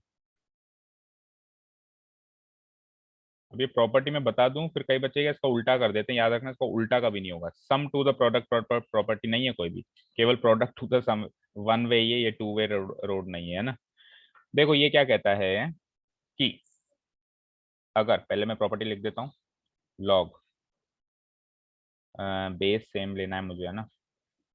Base B लिया है क्या आपकी बुक में, देख लेता हूँ ताकि आपको कभी रिवाइज करने में दिक्कत ना हो। बेस इन्होंने इसमें बी लिया है, यस, तो मैं भी बेस बी ले लेता हूँ। वैसे हम जनरली बेस बी लेते हैं। अब पिछले वाले केस में अपन ने शुरुआत ए से इसलिए करी क्योंकि मेरे को 2 बेस चाहिए थे, तो मैं ए से बी पे गया ना। लेकिन अब इसमें बेस सेम ही है हर जगह, तो फिर जो होता है बी वही लेते हैं। ये कहता है कि अगर log of p into q हो टू द बेस बी, तो इसको अपन स्प्लिट करके ऐसे लिख सकते हैं, log p to the base b plus log q to the base b. ये तो है प्रॉपर्टी जो याद रखनी है, मतलब रटनी है। और अब चलते हैं इसके प्रूफ की तरफ। पहले तो लिख लो, दिस इज द प्रॉपर्टी। ये तो मतलब स्टेटमेंट हो गया कैसा होता है। बोलो याद हो गया? ये इसको तो याद करना काफी आसान होगा। इसमें बेस वेस नहीं बदल रहे अपन, इसमें अपन प्रोडक्ट टू सम जा रहे हैं। देखो नाम क्या लिखा है मैंने, इसका नाम बनाया है ये ताकि आपको याद रहे, प्रोडक्ट टू सम। ये प्रोडक्ट है और इसको स्प्लिट किया, तो स्प्लिट करते ही प्रोडक्ट सम में स्प्लिट हो गया। क्लियर है? इसमें बेस नहीं बदलना लेकिन, है ना? log p to the base b plus log q to the base b। Clear है बेटा? याद हो गया क्या पहले तो ये बताओ, तो फिर प्रूफ की बात करूंगा। Yes sir. क्लास 9th आज आपको थोड़ा सा वेट करना पड़ेगा ना, क्योंकि मुझे टॉपिक खत्म करना है। 10 और 15 मिनट्स भी लग सकते हैं, तो थोड़ा सा आप वेट करो, या फिर आप चाहो तो 10 मिनट्स के बाद आ सकते हो, और नहीं तो आप बने रह सकते हो।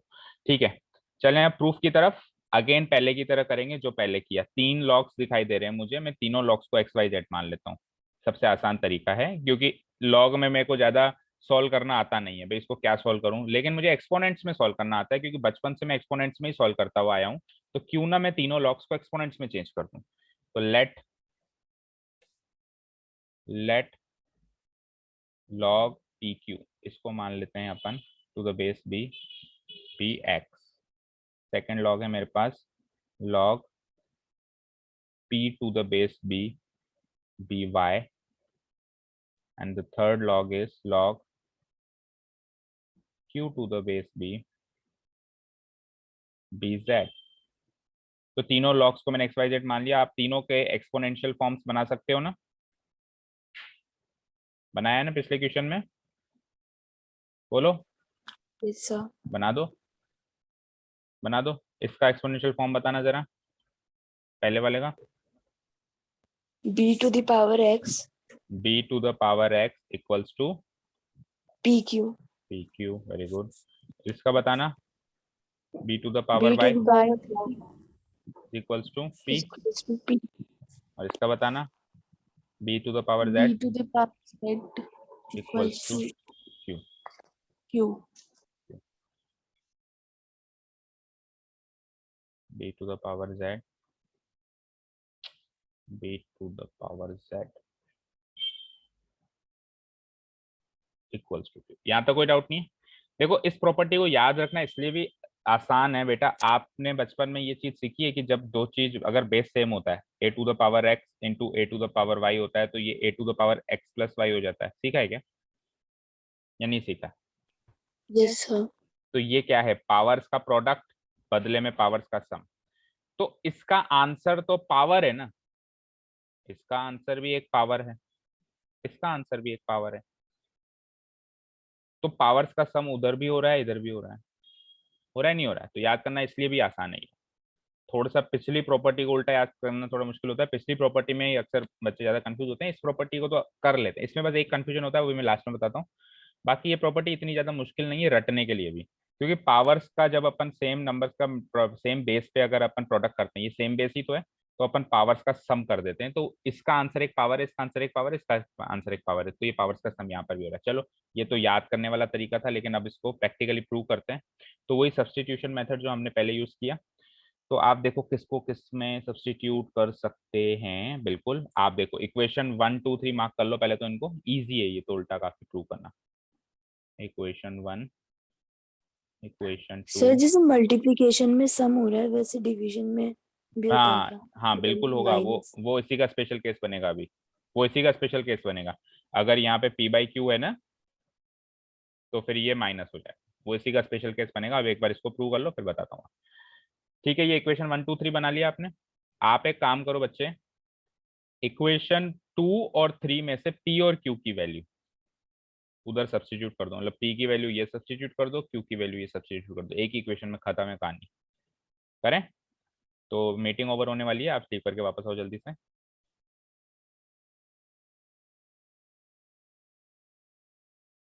करते हैं हम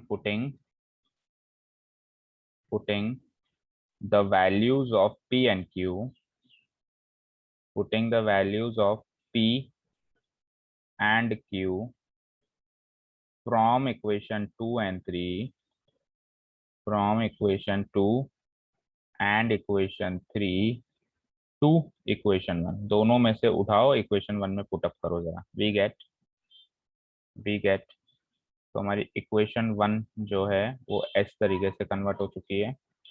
एलएचएस में तो था b की पावर x, छेड़ो ही मत, सेम हो जाएगा वो तो। आरएचएस में था पी क्यू, तो p की वैल्यू क्या है, b to the power y, b to the power y, p तो है हमारा b to the power y into q है हमारा b to the power z। दोनों की वैल्यूज पुटअप कर दी मैंने, ये सॉल्व होके बन जाता है b to the power x, और ये पावर्स ऐड हो जाती हैं तो b to the power y plus z। तो वापस सेम बेस हो गया। तो अगर बेस सेम है तो फिर एक्सपोनेंट्स भी सेम होंगे, अगर वैल्यूज दोनों की सेम है तो।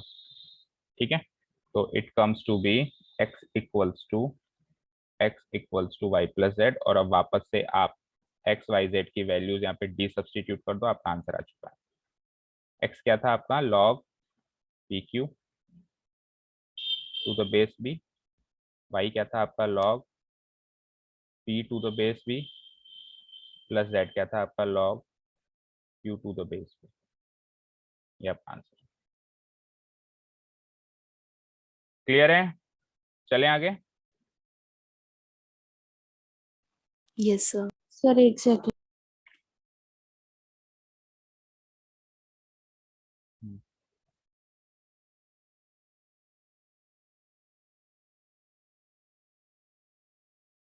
ठीक है, चलें आगे।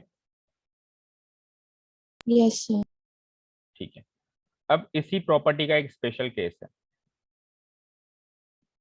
मतलब एक्चुअली दो स्पेशल केसेस हैं इसके। एक तो वो डिवीजन जो आप कह रहे हो डिवीजन वाला हो जाएगा, उसको कहने की जरूरत नहीं, वो तो अंडरस्टूड है भाई। जब अपन a to the power x into a to the power y करते हैं तो वो a to the power x plus y हो जाता है। तो इसी चीज को अगर अपन डिवाइड करते हैं a to the power x divided by a to the power y, तो वो a to the power x minus y हो जाता है। तो ये तो इसका अंडरस्टूड केस है, तो उसी तरीके से यहाँ पे भी एक अंडरस्टूड केस बन जाता है। ठीक है, ऑल्सो अब उसका फिर मैं प्रूव शो नहीं कर रहा हूँ आपको, आप खुद ही उसका प्रूव कर सकते हो। ऑल्सो सेम टू सेम वही एक्स वाई जेड लेके कर सकते हो आप, है ना। ऑल्सो हम क्या लिख सकते हैं कि लॉग p बाय क्यू, जैसे पी क्यू था तो p बाय क्यू हो टू द बेस b, तो उसको मैं क्या लिख सकता हूँ, लॉग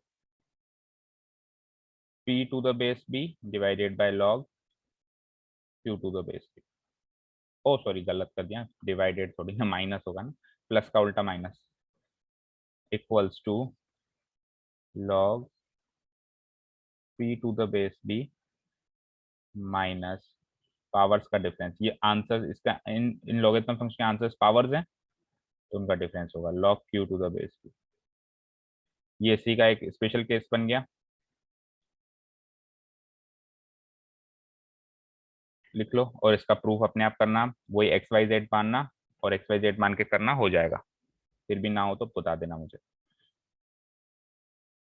और प्रूफ मोस्ट प्रोबेबली माइनस का नहीं देके प्लस का ही देगा, अगर देगा तो।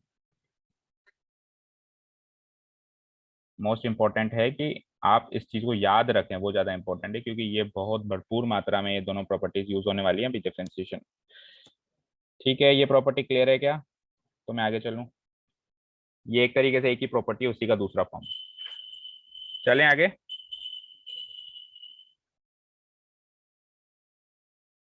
यस हाँ जी, सर। ठीक है, अब हेडिंग डालो इसका स्पेशल केस।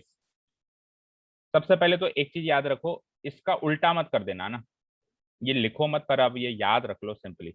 इसका उल्टा मत कर देना कि यहाँ पी क्यू है तो आपने पी प्लस क्यू कर दिया। इसका उल्टा इससे मत कर देना कि यहाँ पी प्लस क्यू है तो वहां आप पी क्यू कर दो। कहने का मतलब है आप ये मत कर देना, देखो मैं ऊपर लिख रहा हूँ, कई बच्चे करते हैं। Log p plus q to the base b को बच्चे ऐसे लिख देते हैं, log p to the base b multiply log q to the base b. कि सर ने इनटू का प्लस किया था ना, तो हम प्लस का इनटू कर दें। गलत, एब्सोल्युटली गलत, किसी भी सूरत में ये चीज सही नहीं। तो ये ना करें, क्योंकि प्रोडक्ट टू सम प्रॉपर्टी है, सम टू प्रोडक्ट प्रॉपर्टी नहीं है। प्रोडक्ट से सम पे आना है, सम से प्रोडक्ट पे नहीं जाना है। ठीक है, ठीक है भाई। मुझे एक चीज बताओ बच्चों, टू का स्क्वायर इंटू टू का क्यूब अगर टू की पावर 5 होती है, मतलब 2+3 हो जाता है ये, तो इसका मतलब ये थोड़ी ना है कि टू का 2 प्लस टू का 3 टू की पावर 2 इंटू 3 हो जाएगा। भाई यहाँ पे प्रोडक्ट से मैं सम पे गया, तो यहाँ से मैं सम पे प्रोडक्ट पे थोड़ा ना जा सकता हूँ। ये दोनों इक्वल थोड़ी ना है, चेक करो है क्या ये दोनों इक्वल? No sir. नहीं है ना। ये तो होता है 8, सॉरी ये होता है 4, ये होता है 8, 4 और 8 तो 12 होते हैं, और उधर 2 की पावर 5 32 होता है। दोनों अलग अलग वैल्यूज है ना।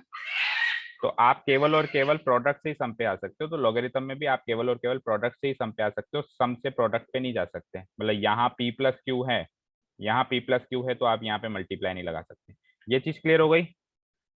उल्टा मत कर देना, इसको लिखना नहीं है कहीं भी, ये याद रखने वाली बात है। क्योंकि प्रैक्टिकल क्वेश्चंस करते टाइम ये गलती करते हैं बच्चे, कि मैं पढ़ा रहा हूँ 2-3 साल से, मेरे सामने वो चीज आ जाती है, कई बार बच्चे ऐसे करके आ जाते हैं। ठीक है, क्लियर है, ये गलती आप ना करें, ठीक है ना? बोलो गर्ल्स। Yes sir. अब यस स्पेशल सर। अब स्पेशल केस, इसी का special case of product to sum property. Product to sum property का एक स्पेशल केस आपको बता रहा हूँ, क्योंकि मैं डायरेक्ट याद कराऊंगा तो फिर अगेन आप कहोगे सर कैसे आया, तो फिर स्पेशल केस प्रूफ से ही देख लो आप, है ना। देखो स्पेशल केस ले रहा हूँ, मेरे पास क्या गिवन था, वी हैव हमको ओरिजिनली क्या गिवन था, हमको ओरिजिनली ये गिवन था कि log पी क्यू, मतलब p into q to the base b क्या होता है, बोल के बताओ। चलो याद हो गया ना आपको, बोल के बताओ क्या होता है ये, बोलो। log to the base b हाँ, plus plus log q to the base b। b, very good. अगर मैं यहाँ पे p और q को इक्वल पुट कर दूं, putting p equals to q। तो हर जगह p की जगह q रखो, q की जगह p रखो, मतलब है ना, या तो दोनों को q में ले जाओ, मतलब दोनों को p एंड q को या तो दोनों को q में ले जाओ या दोनों को p में ले जाओ, देखो क्या होता है। तो मैं दोनों को p में ले जाता हूँ एक बार, है ना। तो वी गेट, यहाँ तो हो गया log p, तो सेम वही रहेगा, q को भी मैंने p लिख दिया ना, ये p इंटू p हो गया, p इंटू q की जगह p इंटू p हो गया, बेस b। देखते जाओ क्या हो रहा है। उधर भी यही करो, पहली वाली चीज तो सेम ही रखो, p वाली तो आप q वाली भी p में बदल दो, तो ये भी log p to the base p हो गया। ठीक है, इसको फर्दर सॉल्व करो तो ये क्या बन गया, देखो ध्यान से, p square to the base b equal to, ये दोनों तो सेम ही चीजें हैं, ये दोनों तो सेम ही चीजें हैं क्या शक्ल सूरत से?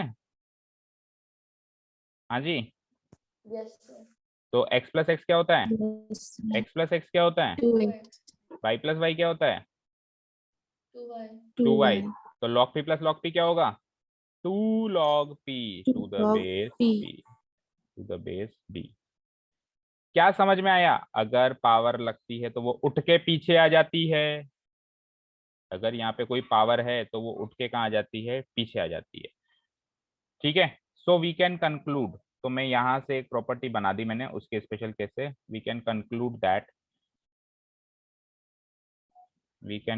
दैट अब ये पावर 2 ऐसा जरूरी थोड़ा ना, पावर 3 4 कुछ भी हो सकता है, तो कुछ भी पावर हो हम ऐसे लिख सकते हैं, वी कैन कंक्लूड दैट कि log p की पावर कोई भी n ले लो टू द बेस b, बोलो इसको क्या लिख सकते हो, n को उठा के यहाँ ले आओ, n log p की पावर बेस b, क्योंकि वहां पावर 2 थी, लेकिन जरूर थोड़ा ना कि हर क्वेश्चन में पावर 2 ही देगा तुमको, 3 4 5 कुछ भी दे दे। ये हो गया आपका इसका स्पेशल केस से जो चीज निकल के आई, जो आपको याद रखनी है। क्लियर है यहाँ तक?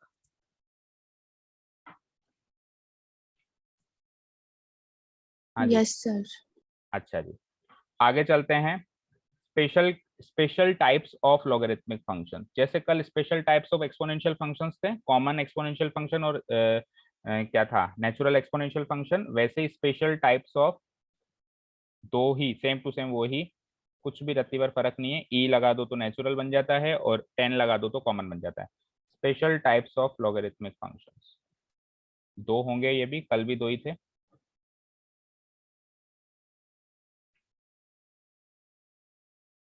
बस 5 मिनट का और है, फिर आपका खत्म हो जाएगा ना आज के आज, नहीं तो फिर क्या होगा, फिर कल वापस स्टार्ट करना पड़ेगा। आज आप फिर इसको अच्छे से वीडियो को रिवाइज कर लेना। Special types of logarithmic functions, तो सबसे पहला कल की तरह ही चलते हैं, कॉमन लॉगरिथमिक फंक्शन। जैसे पहला कल अपन ने लिखा था कॉमन एक्सपोनेंशियल फंक्शन, तो कॉमन लॉगरिथमिक फंक्शन याद दिलाओ मुझे, कॉमन एक्सपोनेंशियल फंक्शन क्या था?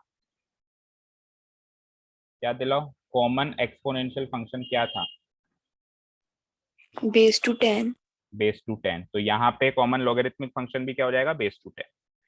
ठीक है, तो y इक्वल्स टू, शॉर्ट में लिख देता हूँ आप समझदार हो, y equals to log x to the base 10। जब बेस 10 ले लेते हो तो उसको हम कॉमन लॉगरिथमिक फंक्शन बोलते हैं। ठीक है, सेकंड नेचुरल लॉगरिथमिक फंक्शन, वो भी एक्सपोनेंशियल फंक्शन की तरह ही है, natural logarithmic function, natural logarithmic function.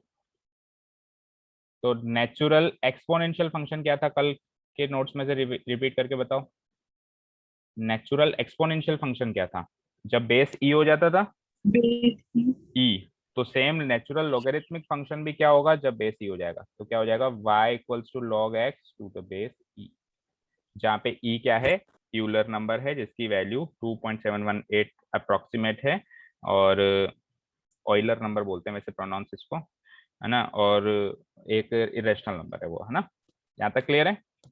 अच्छा जी, अब सुनो ध्यान से, अगर एनसीईआरटी में पूरी बुक में आपको y equals to log x simply दे दे, बेस बताए ना कि कौन सा बेस है, तो बाय डिफॉल्ट अपने को ये मानना है, बेस ई ही मान के चलना है जब बेस गिवन ना हो। ठीक है, अब ये अलग अलग बुक का अलग अलग पैटर्न है। कई बुक्स में बिना बेस का नंबर ये माना जाता है, मतलब बेस 10 कॉमन माना जाता है, कॉमन लॉगरिथमिक फंक्शन, और कई बुक्स में नेचुरल माना जाता है। लेकिन हम एनसीईआरटी को फॉलो करेंगे, क्योंकि हमारा कोर्स जो सीबीएसई ने प्रेफर किया है, हमको एनसीईआरटी पढ़नी है।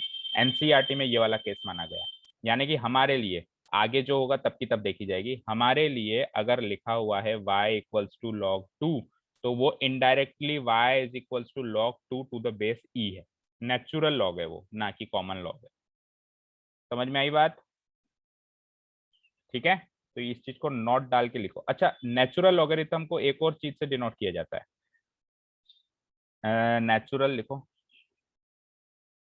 Natural logs are also denoted by, are also denoted by lnx, lnx, that is जो y equals to log x to the base e है, उसको शॉर्ट में मैं लिख सकता हूँ lnx।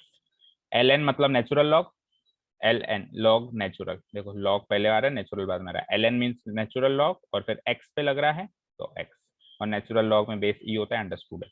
तो ये lnx लेकिन हमारे बुक्स में इतना ज्यादा यूज नहीं हुआ है, आगे चल के कंपटीशन एग्जाम्स में lnx ही यूज होगा, या आपकी फिजिक्स केमिस्ट्री चलती है वहां पे भी लॉग आता है, आइसोथर्मिक प्रोसेस में, इन सब चीजों में आता है। तो उसमें lnx करके लिखा है, तो कंफ्यूज मत हो जाना। lnx कुछ नहीं है, lnx नेचुरल लॉग है जिसका बेस होता है e, पहली चीज ये। और दूसरी चीज ये कि अगर कुछ भी बेस दे ही ना तो भी वो नेचुरल लॉग ही है अकॉर्डिंग टू एनसीईआरटी। ठीक है, तो सेकेंड इंपॉर्टेंट चीज नोट डाल के लिखो इस चीज को, when base is not given, when base is not given,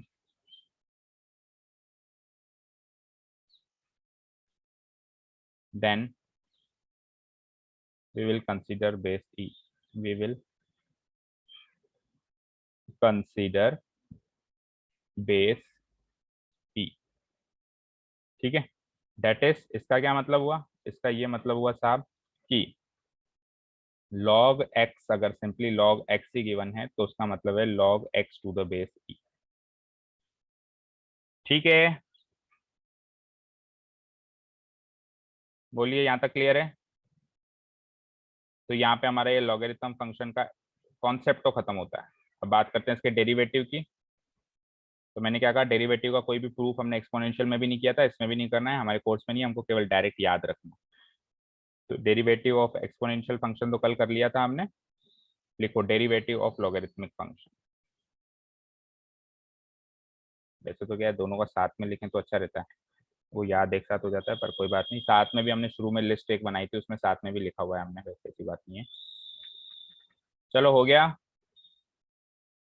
चलें लास्ट टॉपिक पे, डेरिवेटिव पे। तो डेरिवेटिव की बात तो देखो लास्ट में की जा रही है, लास्ट के 1 मिनट में मुश्किल से, बाकी तो पूरी क्लास में आपको ये समझाया जा रहा है कि फंक्शन है क्या, क्योंकि वो बहुत इंपॉर्टेंट है। और कई क्लासेस में मैंने देखा है शुरुआती डेरिवेटिव से करते हैं और कहते हैं भैया याद रख लो डेरिवेटिव ऑफ ये होता है, चाहे से वो पता ही ना हो कि लॉगरिथम फंक्शन क्या है और एक्सपोनेंशियल फंक्शन क्या है। क्योंकि प्रैक्टिकली देखा जाए तो क्वेश्चन सॉल्व करते टाइम भी इतना ज्यादा सोचना नहीं पड़ता है। अभी मैं log 3 लिखूंगा तो आपको सोचना नहीं है, वो लॉगरिथम वाले फंक्शन में नहीं घुस जाना है कि यार log 3 का मतलब क्या हो गया, अब मैं 3 लाऊं, किसकी पावर क्या लगाऊं, ऐसा कुछ सोचना नहीं है आपको। तो क्वेश्चन सॉल्व करना है log 3 से, तो प्रैक्टिकली सोचना होता नहीं है, तो इसलिए बच्चे ज्यादा उस पर ध्यान देते नहीं है कि सोचना तो है नहीं, छोड़ो। लेकिन अगर अपन पहले से कॉन्सेप्ट क्लियर करके आए हैं वो ज्यादा अच्छी बात है। ठीक है, तो हेडिंग डालो फटाफट, डेरिवेटिव ऑफ लॉगरिथम फंक्शन, एक ही लाइन में खत्म करते हैं, दैट्स इट।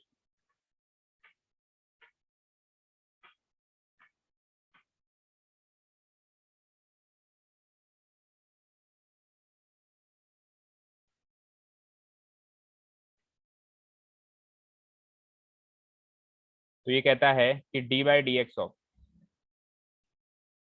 लॉग एक्स करो,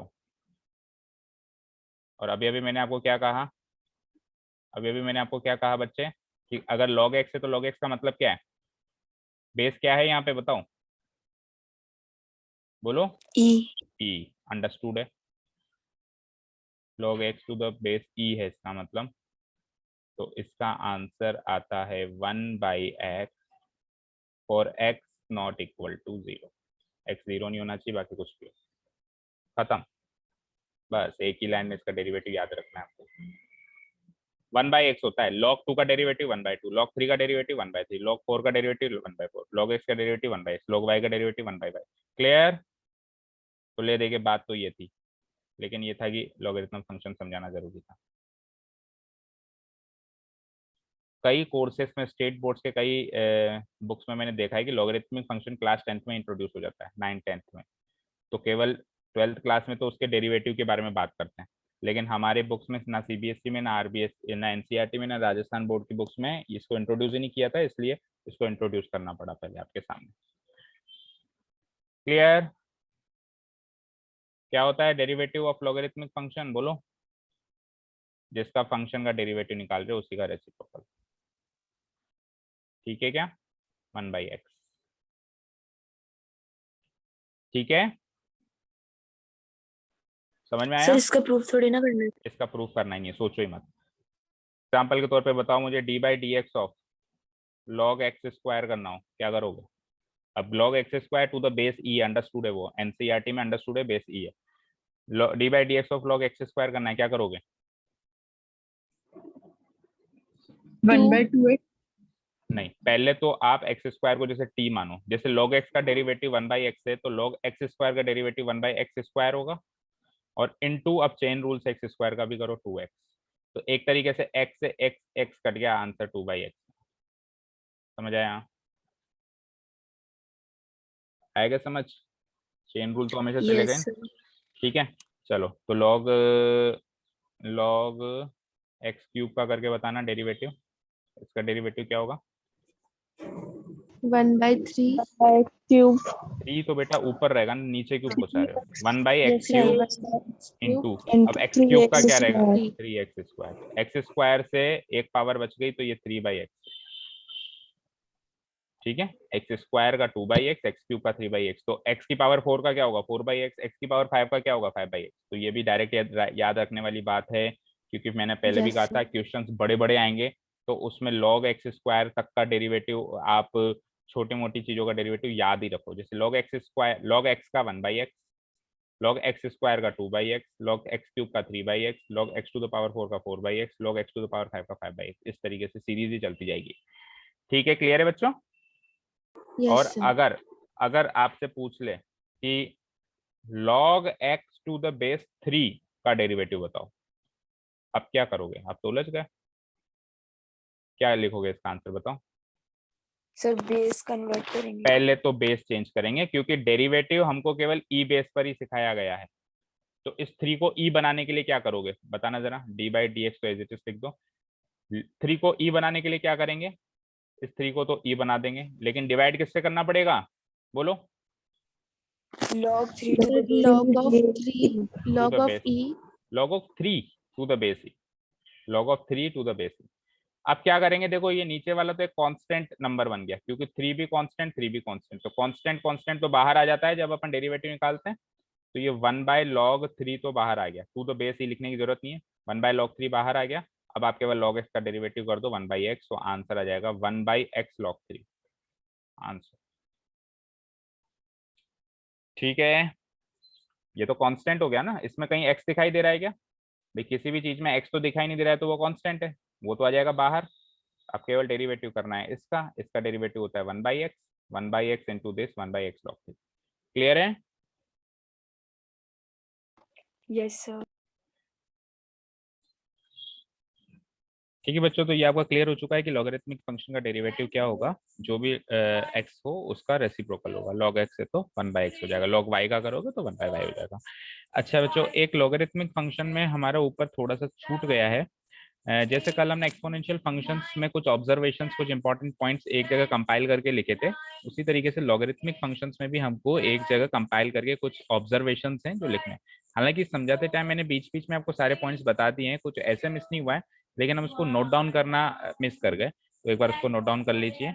देखिए मैं कल वाला भी बता देता हूँ। कल हमने एक्सपोनेंशियल फंक्शंस किए थे जब, तो हमने कुछ इंपॉर्टेंट पॉइंट्स या ऑब्जर्वेशंस लिखे थे, याद करो। कल वाला रिपीट करवा रहा हूँ कि एक्सपोनेंशियल फंक्शन का डोमेन होता है आर यानी एनी रियल नंबर, रेंज होता है एनी पॉजिटिव रियल नंबर। तो अभी हम यही पॉइंट्स लोगरिथम के लिए लिखेंगे, उल्टे कर देंगे। उसका डोमेन हो जाएगा एनी रियल पॉजिटिव नंबर और रेंज हो जाएगा एनी रियल नंबर। फिर हमने लिखा था कि एक एक्सपोनेंशियल फंक्शन हमेशा 0,1 से पास होगा। अभी हम ऑब्जर्वेशन में लिखेंगे कि कोई भी लोगरिथमिक फंक्शन जो होगा वो 1,0 से पास होगा। इसी का जस्ट उल्टा ऑब्जर्वेशन। फोर्थ ऑब्जर्वेशन बिल्कुल सेम रहेगा दोनों में।